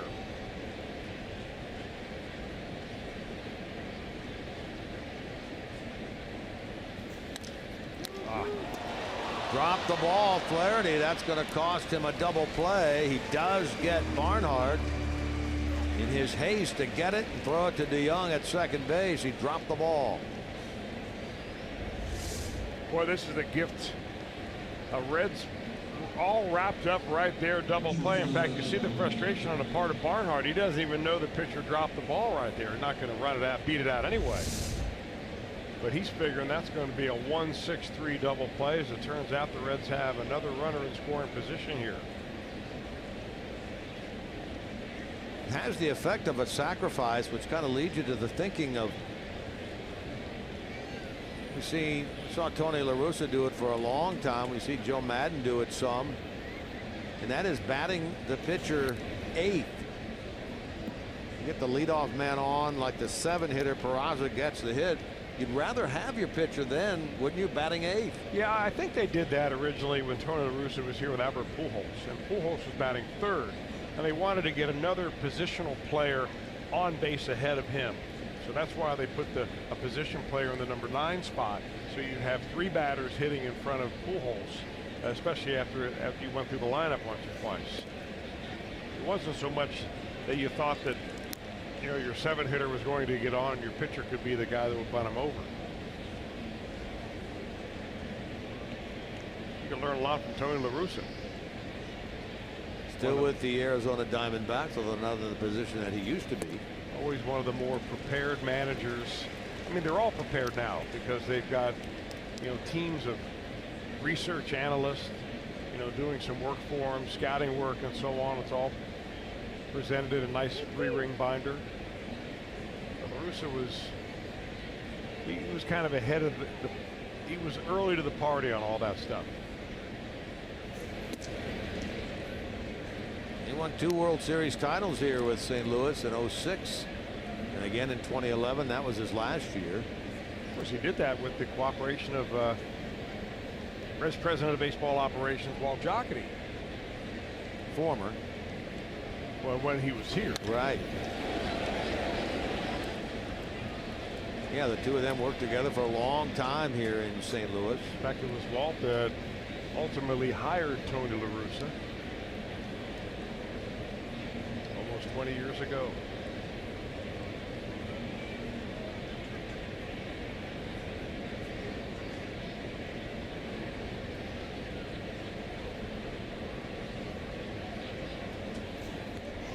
Wow, there's a pitcher hitting pitcher on a 2-2 pitch.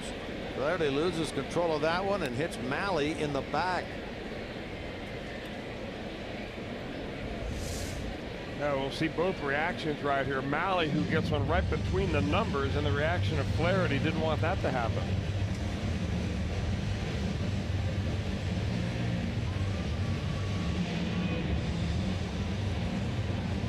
That's the "are you kidding me" reaction by Flaherty, the same as Deck McGuire last night when he dropped that pop-up. Are you kidding me? Flaherty has thrown his last pitch. Mike Matheny out of the dugout. Cardinals will make a pitching change. This is our Skyline Chili call to the bullpen.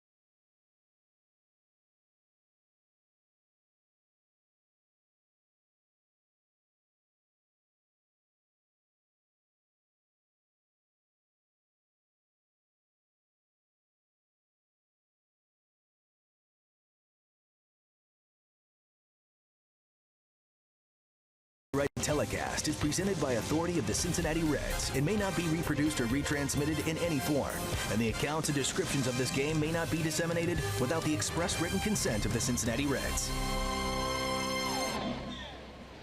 Billy Hatcher, the third base coach, throwing that baseball into the seemingly anonymous crowd, but no, those young ladies, the flight attendants for the Reds charter flights, here a day early. They'll be on the flight tomorrow when the Reds come home to Cincinnati after the game here at 1:45. So that's why Billy Hatcher gets all that preferential treatment. Indeed. Get that extra piece of pie. Hatcher's got it working. Always has, always will. New pitcher is into the game for the Cardinals, Ryan Sheriff. He gets a pop off the bat of Winker. For out number 2. You know, it's worth noting that it was a dramatic difference between the two managers managing this ball game tonight. I mean, it looked like Jack Flaherty was in perfect control. Had a little bit of a long 4th inning, left a couple of runners on base, had 2 runners on here after he hit the pitcher. Mike Matheny and the pennant race where they are right now, they are not taking any chances. I mean, it can be a bullpen game from the 2nd inning on. DeYoung with a dive, and out is the call at second base. Reds will want to take a look at this. That was close out there with Malley hustling to second. Billy Hatcher says, stay on that bag, young man. Let's take another look.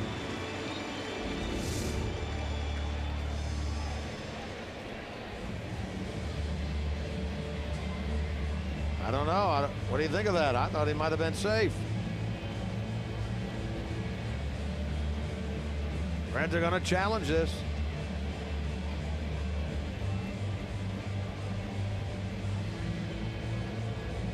Nice play by DeYoung. You can't overlook that, and a good effort by Wong playing second as a first baseman would with a little bit of a stretch. Did not take the Reds long to decide they wanted to challenge this, which Bo Thompson has shown himself to be very adept in that Reds clubhouse with the video reviews. The Reds are taking a look at this. Call in the field was out at second, made out there by Gabe Morales. The Reds are saying no, we think he was safe. Saw DeYoung have just a little bit of problem getting that ball out of his glove. This is a big call right here, especially given the fact that you've got Joey Votto ready to get into the batter's box.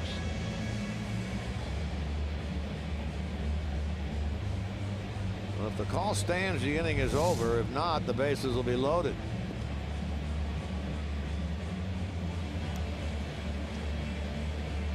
Clearly safe.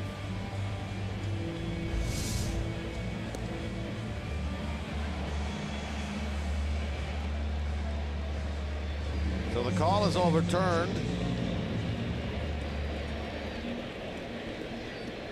Good hustle by Tyler Malley. Doing every little thing you possibly can to help yourself.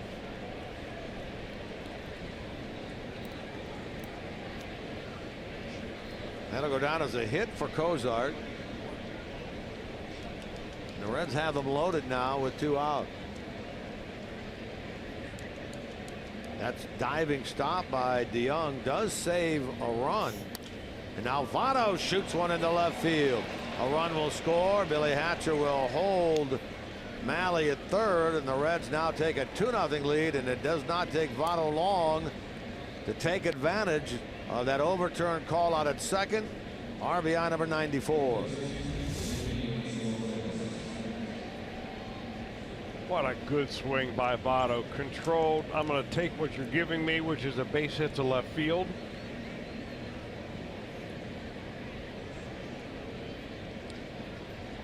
And Votto figures with bases loaded that he's going to get a strike on the first pitch. That's why he's being aggressive right there. As Sheriff isn't going to be nibbling around trying to get him to chase something. Got nowhere to put him.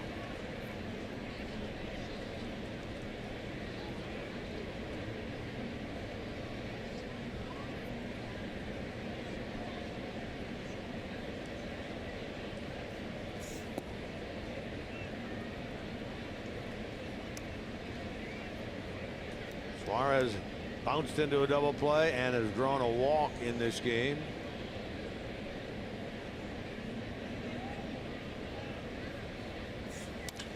Hammers this one to left field. Pham will turn and look at it go.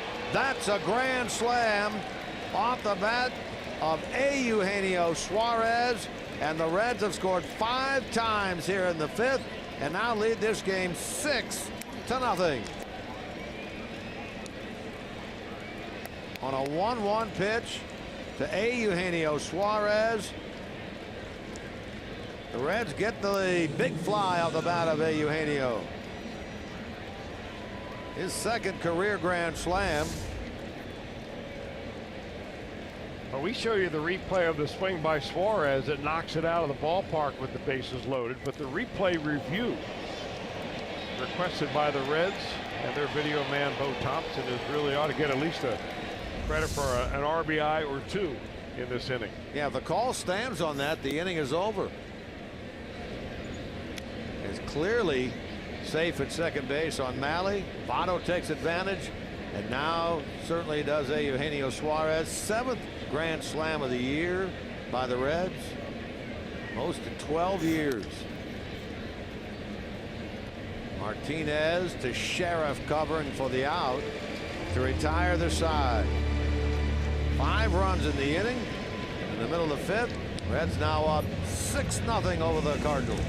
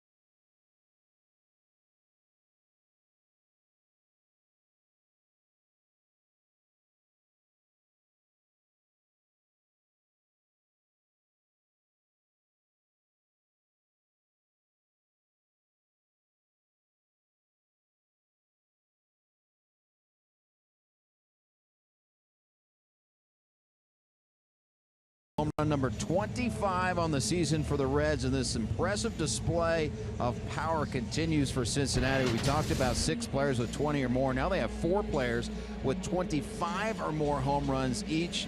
You got to go back to 1956. Robinson, Post, Klaszewski, Bell, and Bailey with 5 players with 25 or more home runs. And Scooter Gennett, if he returns, he's sitting on 24. So the Reds can match 1956. Well, let's see, 2 home runs tonight, 1 last night, so that now is 200 home runs hit by the Reds this year. On pace to hit 221, which would be 1 shy of the single season club record of 222 set back in 2005. Remember, they still have 9 home games.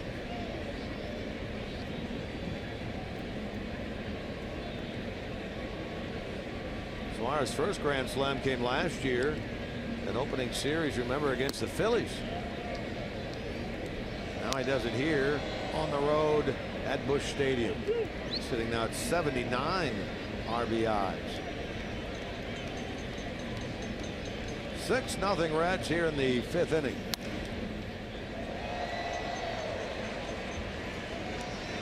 Cub fans are happy. The Cubs have taken a 5-2 lead over the Mets at Wrigley, and Milwaukee owns a 5-1 lead over Pittsburgh in the 5th at Miller Park. If everything stays the way it is now, Milwaukee would leapfrog the Cardinals and be in 2nd place. Malley now trying to get through this inning to qualify for his first big league win.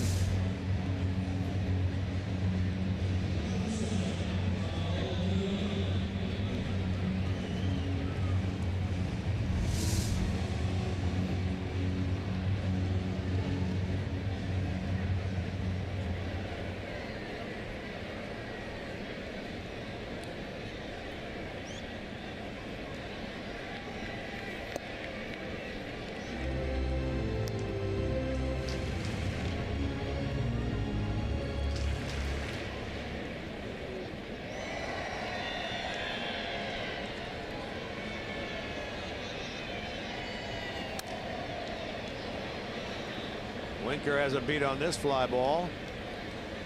That's the first out here in the 5th. Tyler Mahle, 3 walks, 3 strikeouts so far. Pretty good night for him. Yeah, not a lot of really good contact off of Mahle. And just like the last batter that was up there, De Jong was just a little bit late on the fastball, just a tick behind things and missing the sweet part of the bat. All zeros on the important part of the board right now for Tyler Mahle.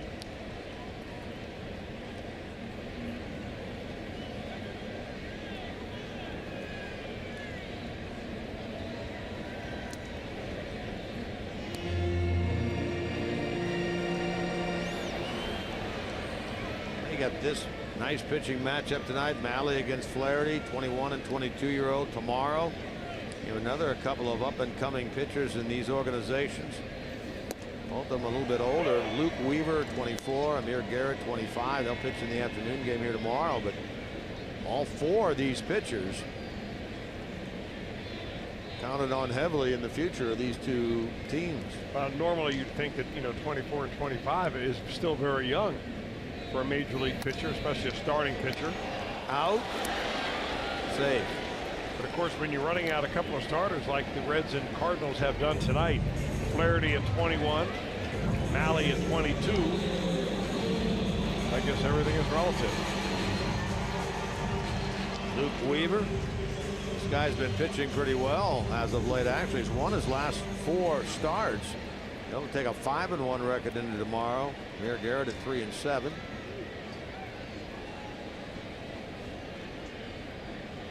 The 1:45 Cincinnati time first pitch. 1 o'clock Reds live.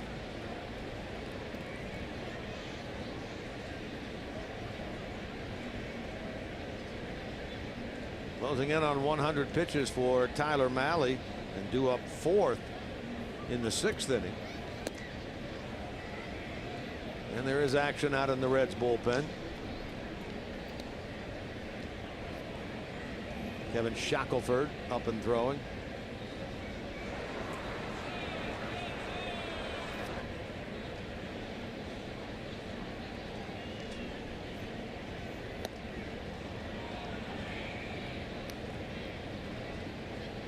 Molina robbed of a hit in that diving catch back in the first by Winker and Wright. Given the benefit of the doubt on that ground ball in the 3rd that could have been a double play, trickled off the glove of Cozart. Molina was credited with a hit.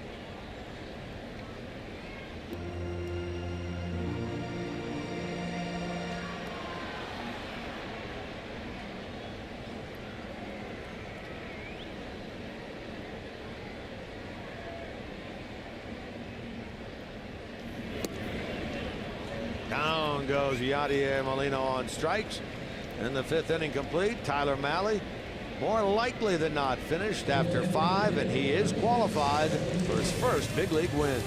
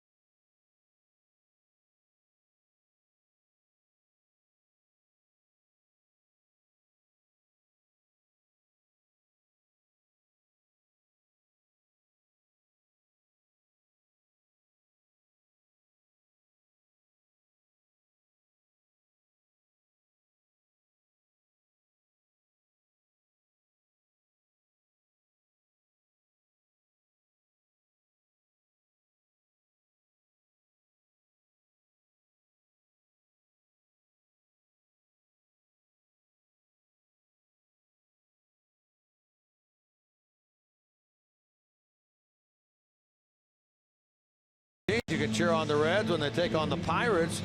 Do so for as low as $12. Plus, don't miss a spectacular post-game fireworks show presented by Toyota. For tickets, visit Reds.com.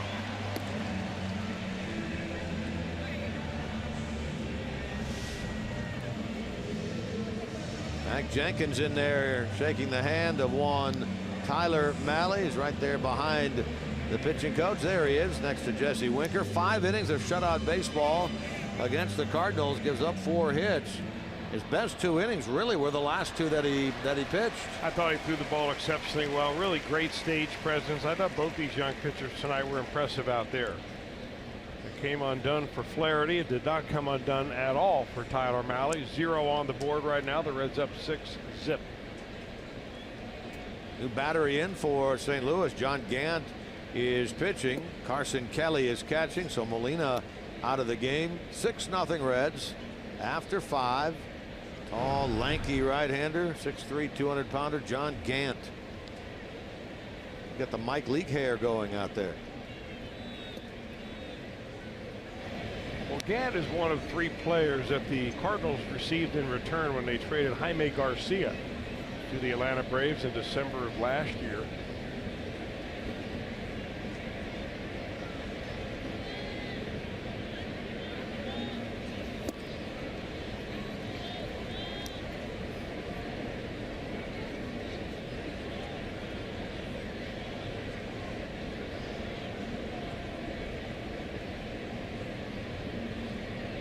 Dish with the Cardinals in 3 games, a .284 ERA, and he'll give up a base hit here to Adam Duvall to start inning number 6.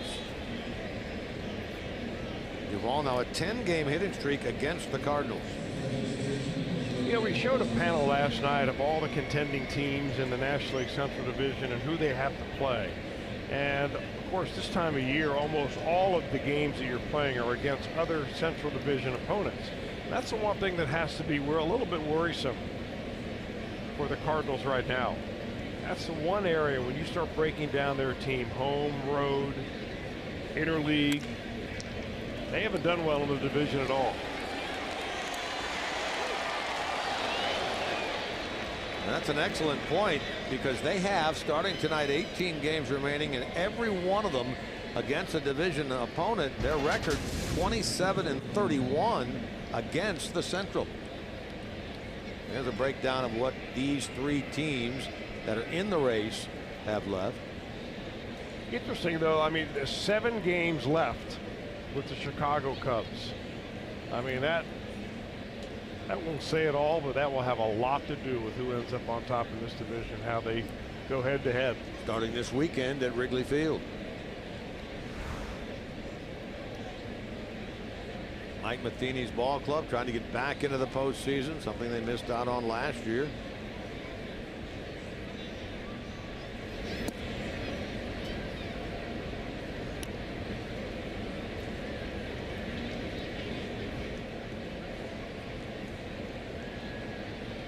Barnhart's 0 for 2.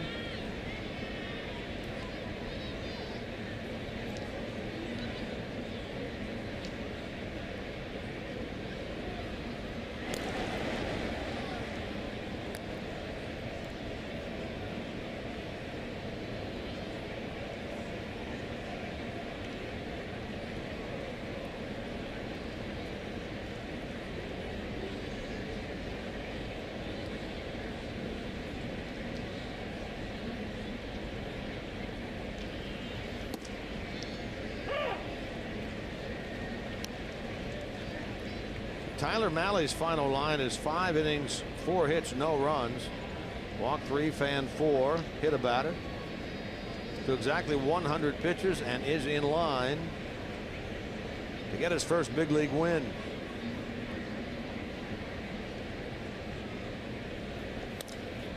Hard hit. Out. 4-6-3 inning ending double play. Second turned by the Cardinals tonight.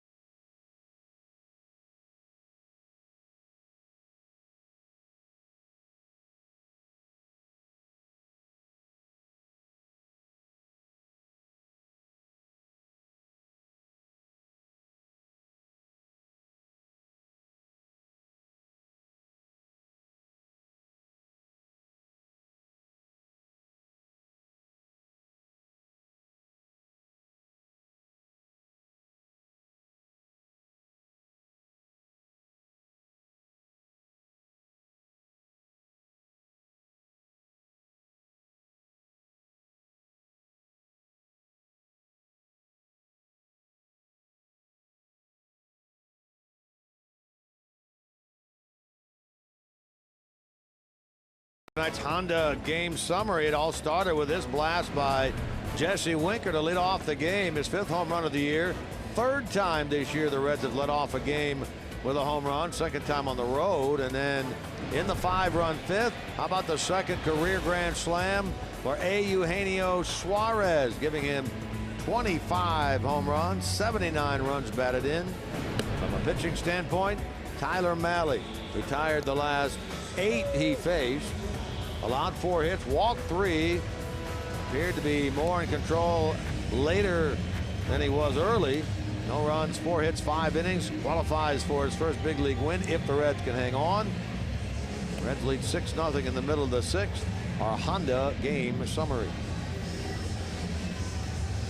Kevin Shackelford is a new pitcher for the Reds. He picks up for Tyler Mahle. Shackelford, 19 games for him, and he comes into a ball game in which the Reds are winning, and that's a pretty big responsibility being heaped on him here by Brian Price, trying to find out whether this young man has got the tools of what it takes to be in the bullpen next year. 28 years old, out of Charlotte. 5.82 his ERA. This is 19th appearance. We've seen him look really good out there. We've seen him look not so good at times. Gets the ground ball to start things off. Good way to begin the 6th. Wong retired. Well, Shackelford grew up in Charlotte, North Carolina, but he ended up going to college at Marshall University. He is actually the 4th different major leaguer who have pitched for the Reds, who were once pitching for the Thundering Herd. For some of the other ones, you remember Rick Reed. He was a starter for a short period of time with the Reds. I think he started that 1-game playoff game, if I'm not mistaken. Maybe not. Jeff Montgomery, who ended up having 300 saves, made his major league debut with the Reds. Dan Straley, of course, and now Kevin Shackelford. The Herd. Go over that way for the Caravan every year. We do indeed. Good Reds country down there. You bet it is. Love those people down there in Huntington, West Virginia area. You being the food connoisseur that you are, a different kind of food connoisseur than the guy to your right, Jeff Brantley. You enjoy some of the stuff that those guys offer up. They give you a full choice. That's one thing that we do not lack of on that Reds Caravan, is plenty of things to eat. I know I've heard tell that you don't eat for like 3 days before you go on there, so you can eat and still not go over your calorie count. Or 3 days after. Good slider there.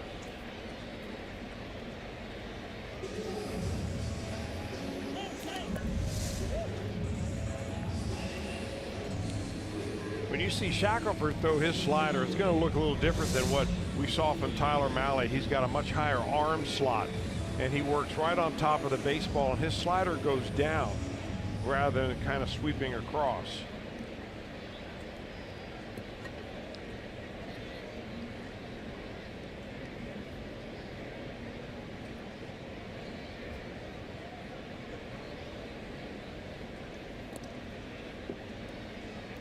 Talked about him being good and bad on occasion. He's been very good as of late. Has not a lot of runs since the 22nd of August, covering 7 appearances.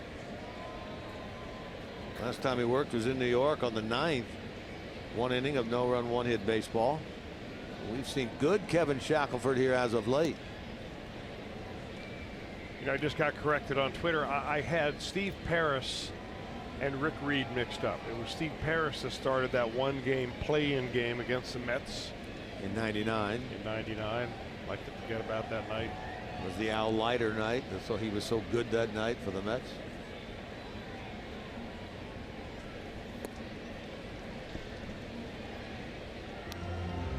Boy, Shackelford coming right at these Cardinals, gets the ground ball off the bat of Wong. The strikeout on that nasty slider against Piscotty. Now he's ahead here against Harrison Bader.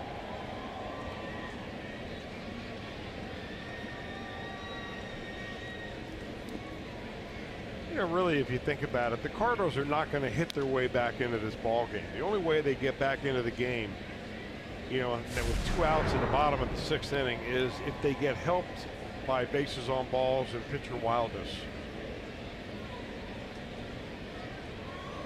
And certainly Mike Matheny more than anybody else knows that. He gets his everyday catcher Molina out of the game, giving him a little time off. Swing and a miss there by Bader. So a very impressive 6th inning by Kevin Shackelford.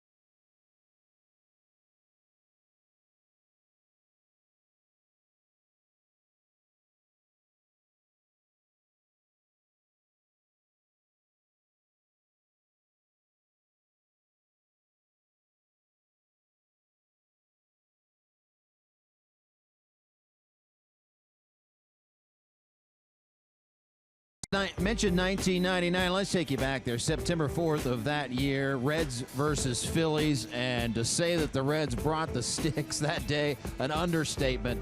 9 home runs in the game, and they set a National League record to hit a home run in 7 straight innings. In fact, it was the first team in MLB history to do it. The 2nd through the 8th inning, they had at least a 1 home run in each inning, and that stood alone until the Twins last night. They defeated the Padres 16-0, and they had a home run in 7 straight innings.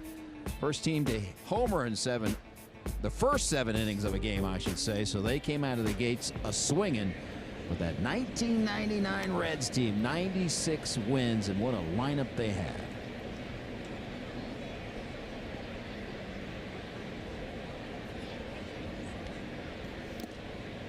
All right, Shackelford leads it off here in the 7th inning.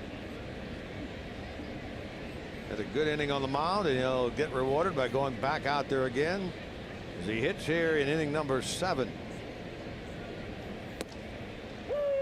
Quickly rung up. 3 pitches, and Shackelford heads on back to the dugout.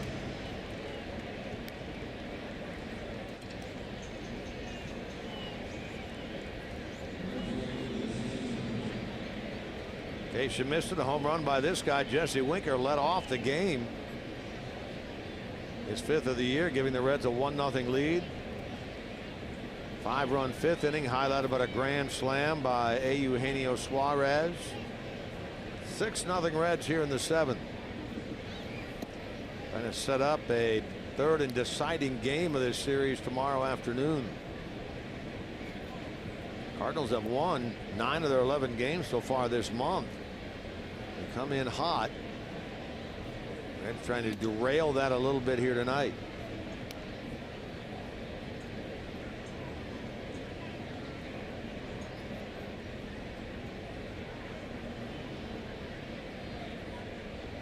Shackelford will go back out there, work the bottom of the 7th.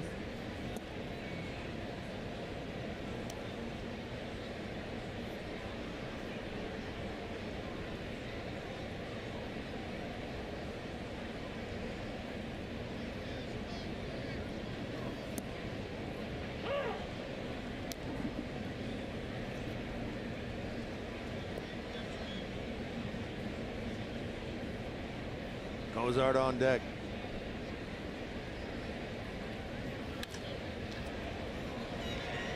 Slicing into the corner, and that is a foul ball. That's close, but a foul ball by Winker.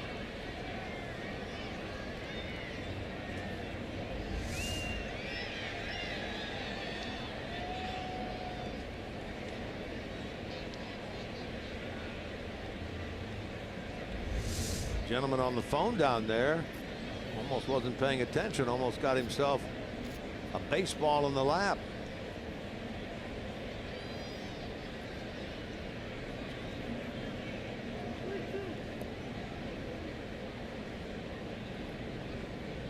Now he can call somebody and tell them what almost happened there.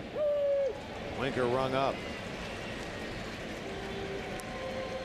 Back-to-back strikeouts looking for John Gant. They'll get Cozart with 2 odd bases empty.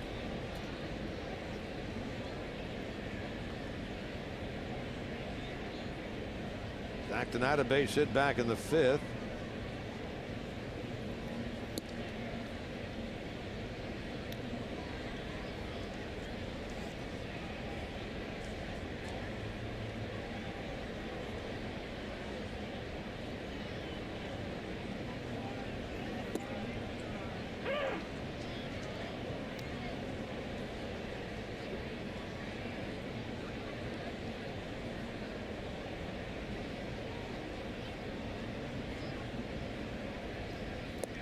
Shortstop certainly one of the more interesting positions for the Reds to address this offseason. Zach is a free agent after the year. He's on the trading block seemingly from day 1 of the season until really September 1st passed. Is Peraza the heir apparent, or will Cozart come back? That'll all be decided in the offseason. Zach wants to test the free agent waters. He has professed his desire, if it all can be worked out, to spend his career in Cincinnati. Get the allure of seeing what you may be worth. Right off the glove of Martinez, the first baseman. His inexperience at that position showed there. The Young's throw took him to his left. Martinez appeared to just miss that ball. Well, I think he probably heard footsteps. Well, once you cross into the runner's lane, you know, with that runner hoofing it down the line right there, and you hear him coming, you're trying to get out of the way and catch the ball at the same time, and I'm wondering if that may have something to do with that. Play like this, you often see guys like Votto and others kind of move their body into foul territory to catch those balls. But you always want to give the runner a chance to hit the base.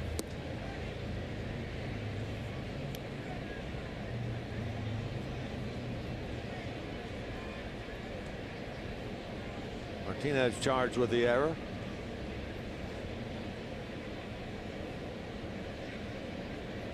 League's leader in on-base percentage, Joey Votto, is up that tonight. He's been on 3 times, walking a pair of hits. Quickly ahead 2-0.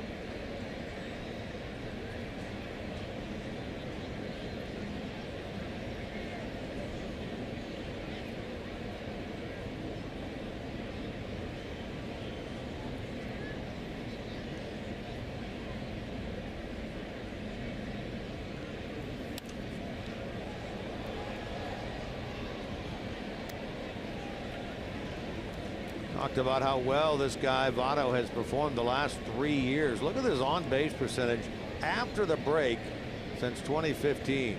An incredible .535, .490 last year, .482 this year.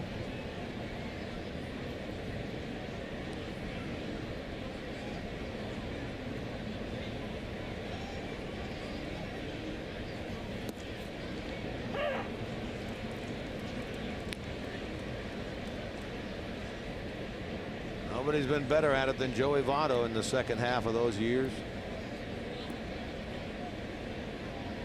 It was last year, 2 years ago, it was last year, I guess, that he was trying to go 400 batting average in back-to-back months. He came within 1 at bat out in Los Angeles against the Angels of doing that. His last at bat of the month, he got a hit. He would hit over 400 for the month. If he didn't, he wouldn't. Ended up not getting the hit. Still, what a season.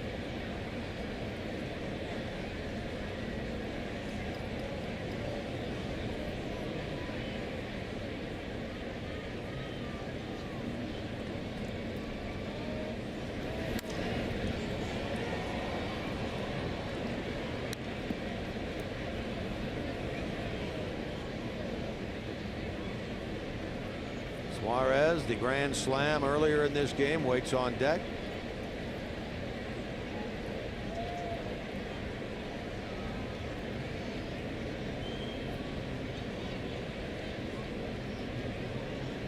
Jack Flaherty, Ryan Sheriff, and now John Gant on the mound for the Cardinals tonight.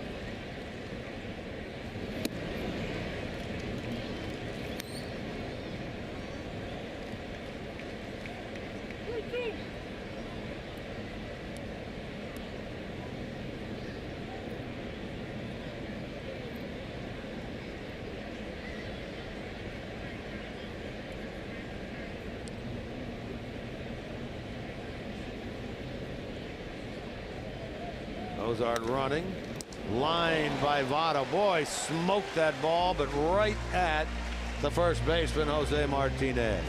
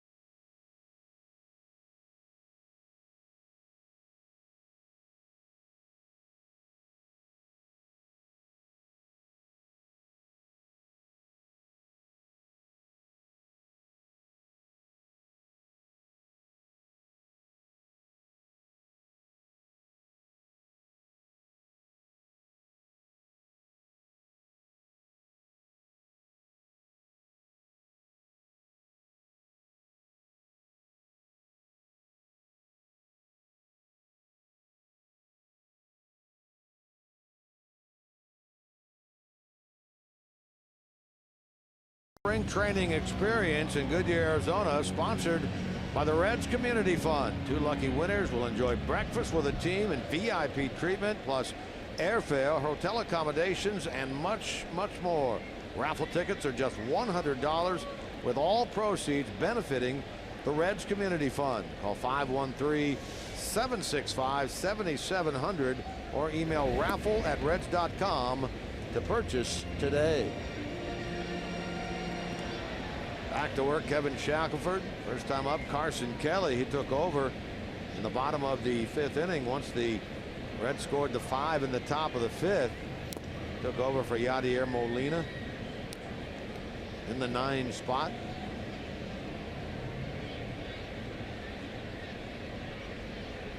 Young man, their top catching prospect.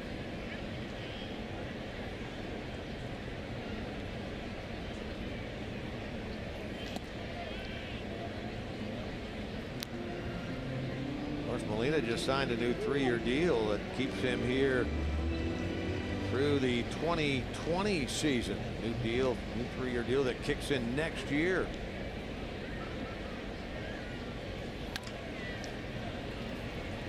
Suarez. Kelly is retired. So far, so good for Shackelford. Nice and easy. And don't forget, don't miss the final Fox Sports Ohio Fan Cam this coming Friday night at the Holy Grail. It's your chance to answer Reds trivia questions with Mo Egger from 700 WLW. You win prizes. Be part of Reds Live. Fun gets started on Friday night over at the Holy Grail at the Banks at 6 p.m.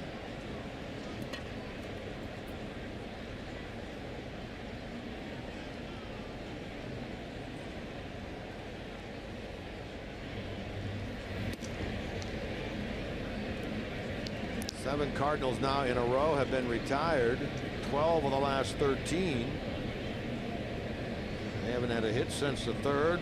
Yadier Molina had that gift hit on the ground ball to the left of the shortstop Cozart.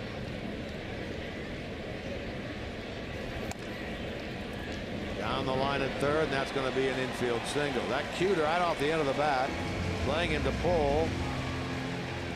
Rolled past 3rd, and an infield hit for Carpenter.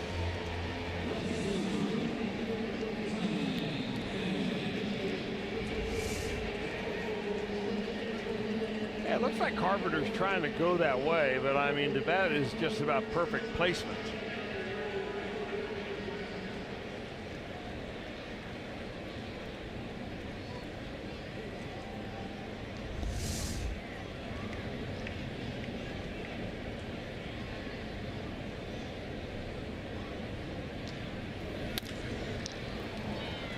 Cozart, Peraza, Votto. 6-4-3 inning-ending double play hit into by Tommy Pham puts an end to the 7th.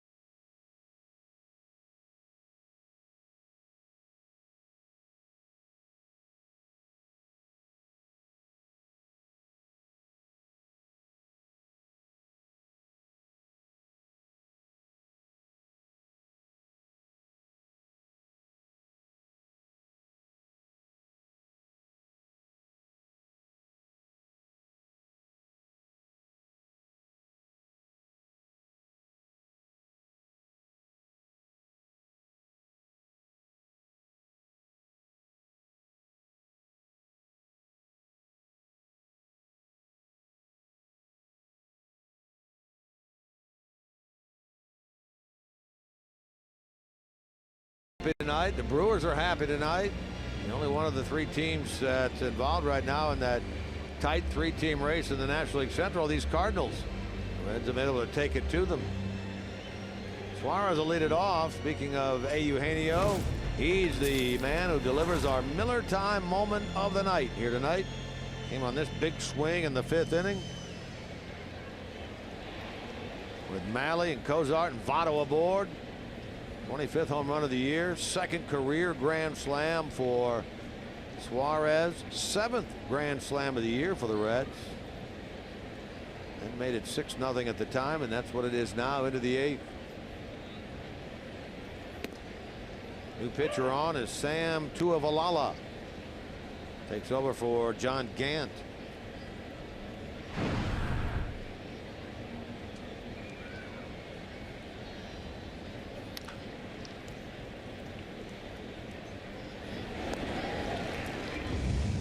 Suarez is retired for out number 1.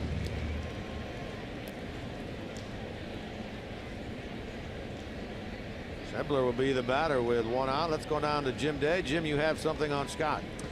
Well, you may have noticed that he hasn't been chewing on that mouthpiece, which he's been known for.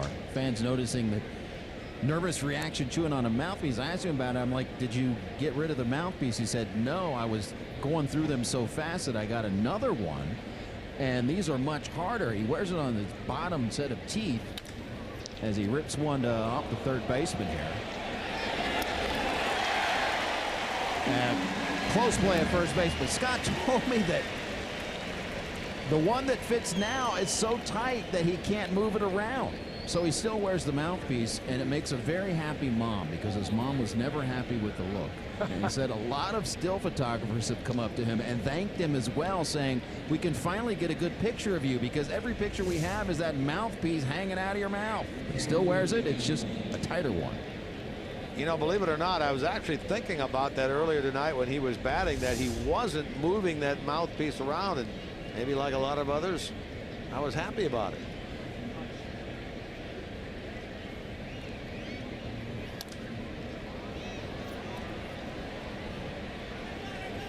Duvall will be retired there by Martinez. A quick top of the 8th for Sam Tuivailala.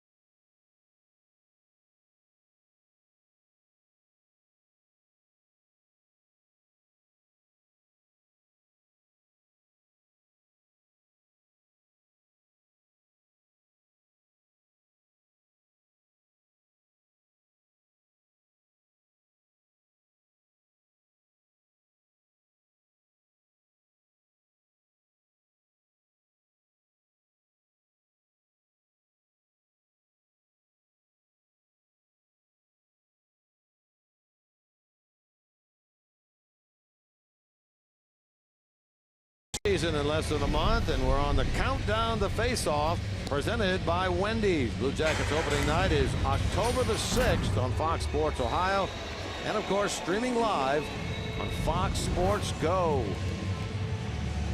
NHL season quickly upon us.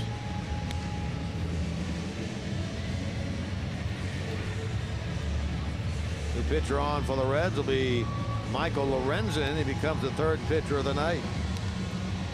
Hey, you really can't overlook the job that Kevin Shackelford did, though, in his 2 innings. He came right into the ball game, which, you know, still had, when the Reds scored their 5 runs in the 5th inning and pushed it to 6-0, the momentum obviously swung in favor of the Reds, but you had to stop it right there. And I think Shackelford did a nice job.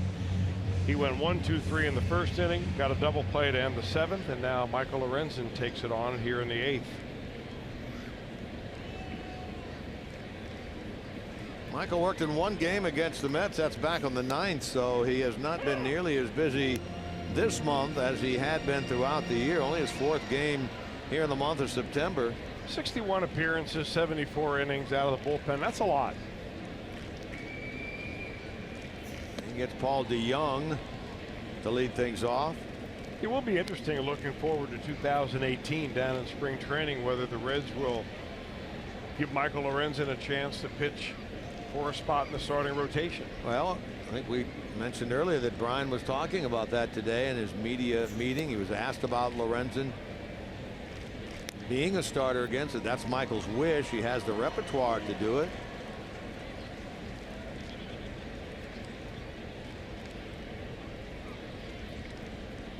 But does he have the command to do it? Interesting that Paul DeYoung, here he is playing in his 91st game of the year here tonight. Through 90 games, 45 extra base hits. Go back and compare him to the great Albert Pujols. His first 90 games with the Cardinals, 43 extra base hits. Nice play by Suarez there. He's become so adept at the hot corner with all the different plays you need to make.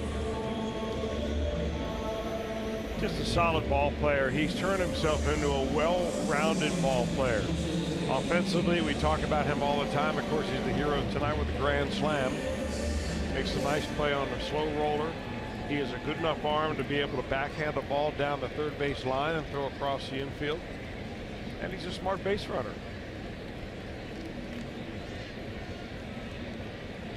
He's also a young man who is from Venezuela but speaks very good English. And in a pinch, he's right there to translate for you if you want to talk to one of the players who does not speak very good English, and Suarez happens to be around, he'll come on over and help you out.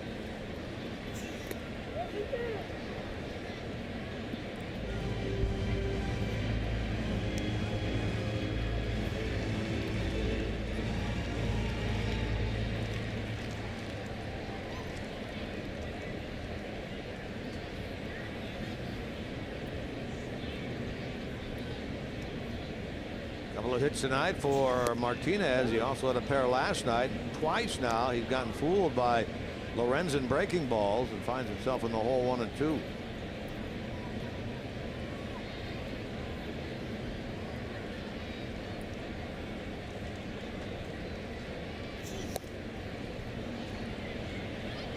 And down goes Martinez on strikes. Let's see your Reds take on the Pirates this coming Saturday. They'll be at Great American Ballpark, and thanks to John Morrell, the first 20,000 fans will receive a triple bobblehead. Yeah, triple bobblehead featuring Reds first baseman, past and present. How about Tony Perez, Sean Casey, Joey Votto? Catch all the action for as low as only $12. For tickets, simply visit Reds.com. That's this coming Saturday, the triple bobblehead. Luke Voigt bats for Tuivailala with 2 out here in the 8th. Voigt had a pinch hit base hit last night. Here he finds himself in the hole, 2 strikes. A little extra days off here recently has Lorenzen looking pretty sharp tonight.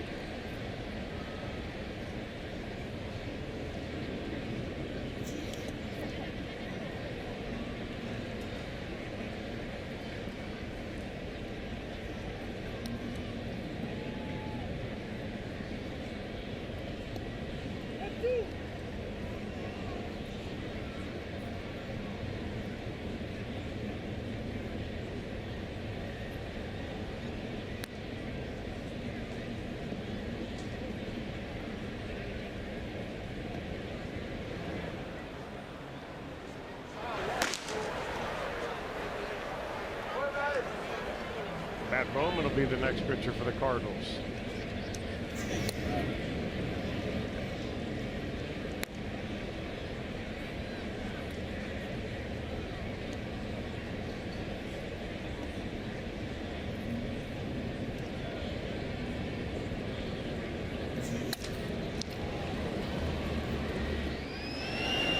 Peraza throws out Voigt, and a 1-2-3 8th inning for Michael Lorenzen.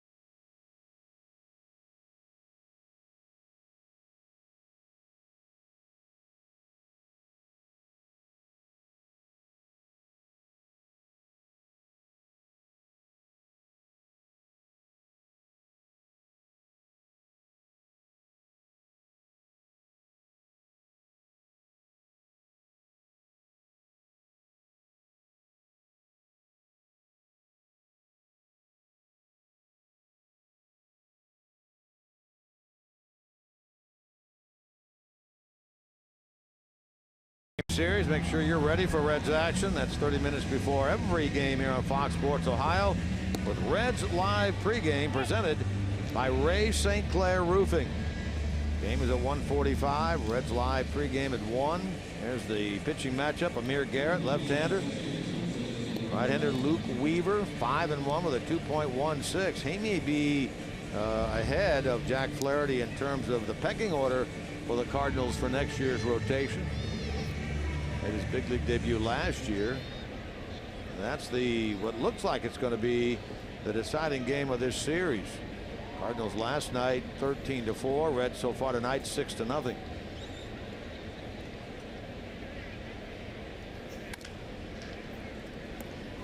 Matt Bowman on. 1 pitch, 1 out. Peraza goes down. Tuivailala had a 4-pitch 8th, and now Peraza up there swinging first pitch here in the 9th.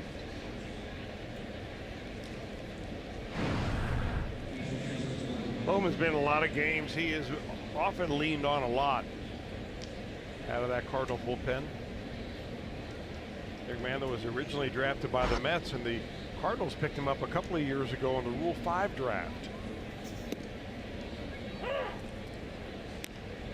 Picked up his first major league win against the Reds last year in the month of June.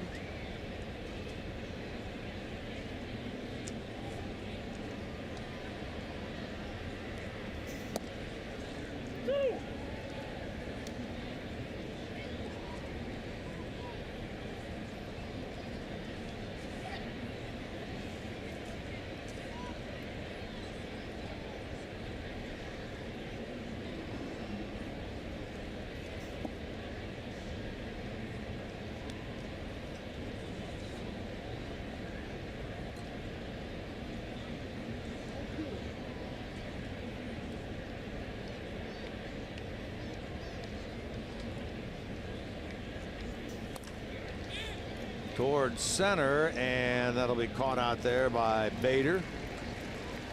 Barnhart 0 for 4.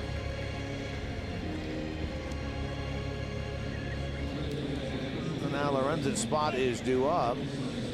Philip Ervin will come off the bench and bat for him. Well, the Reds will have a new pitcher come the bottom of the 9th.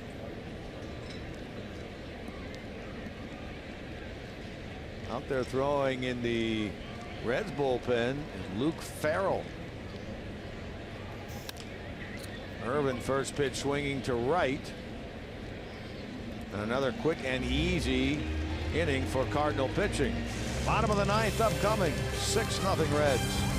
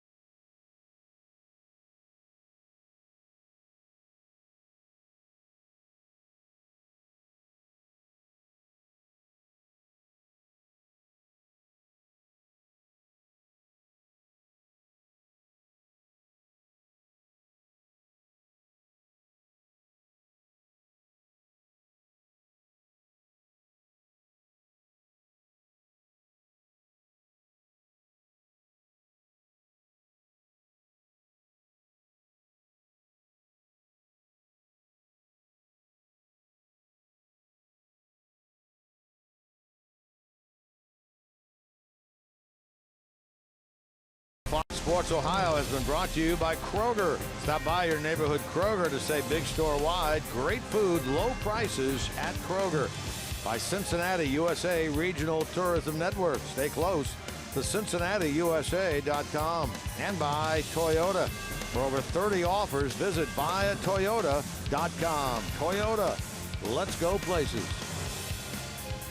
Nice night under the arch here tonight in St. Louis if you're a Reds fan. 3 outs away from securing a victory in this series, leading 6-0.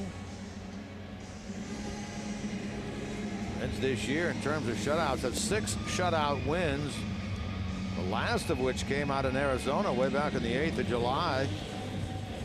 I think that was the first major league win for Luis Castillo that night. Let's see if that can get done. It falls on the shoulders of Luke Farrell, former Kansas City pitcher, son of John Farrell, the Red Sox manager.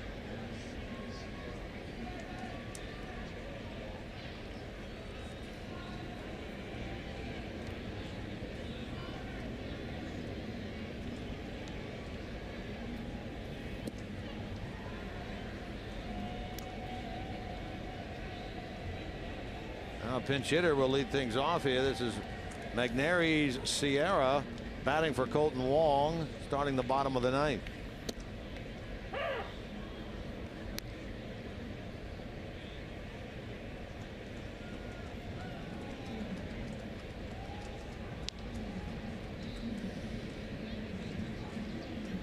Just recalled from AAA Memphis yesterday, Sierra.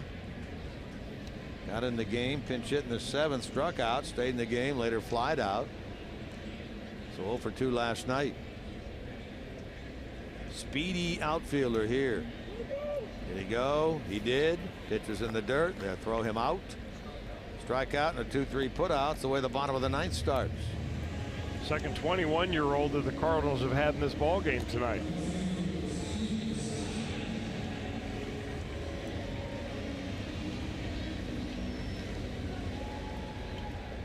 Well, the Reds pitching has been just excellent, really something to be very proud of and look forward to for future. Luke Maile, 22 years old. Shackelford comes in for 2 innings. Lorenzen comes in with a 1-2-3 inning. Against a team that scored 13 on them last night. Yeah, and they're in the top 1/3 of the league in batting average and on-base percentage. Top half of the league in runs scored. They've been playing very well, and the Reds will be able to come in here tonight, at least through the first 25 outs, keep them at bay. Talking about shutouts, if the Reds get it, they're 7th. Almost half of those 3 would have been against the Cardinals. Remember, early on, the Reds came in here, had a couple of shutouts in that series back in early April. One of them authored by the man who starts tomorrow night, Amir Garrett. The other by Scott Feldman. Now they're on the brink here of a shutout win tonight.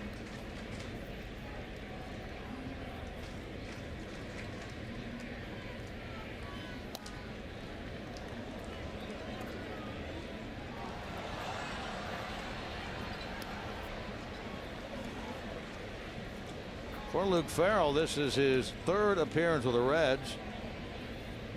4th appearance this year in the big leagues. The other was that big league debut for Kansas City.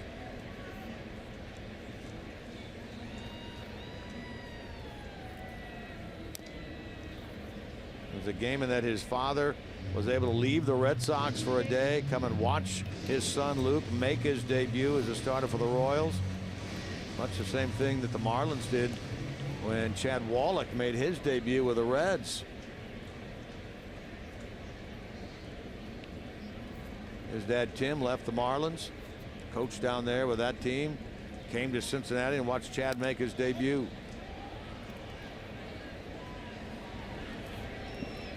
2 out. Now Harrison Bader, the number 8 hitter in the Cardinal lineup, will walk up there with 2 men out, nobody on. First 3 innings of this game, the Cardinals threatened. 2 on, 2 out in the first. That diving catch off the bat of Molina by Winker saved a run. Second inning, bases loaded with 2 out after a walk to Carpenter. Pham grounded out. Ground ball to Cozart. And the Reds win. Nice work done by Reds pitching tonight. Malley, Shackelford, Lorenzen, and Farrell off of the 7th shutout for the Reds this year. They win it by the final score of 6-0 over the Cardinals, and this series even now at a game apiece, with the deciding game coming up tomorrow. 6-0. The Reds a winner here tonight at Busch.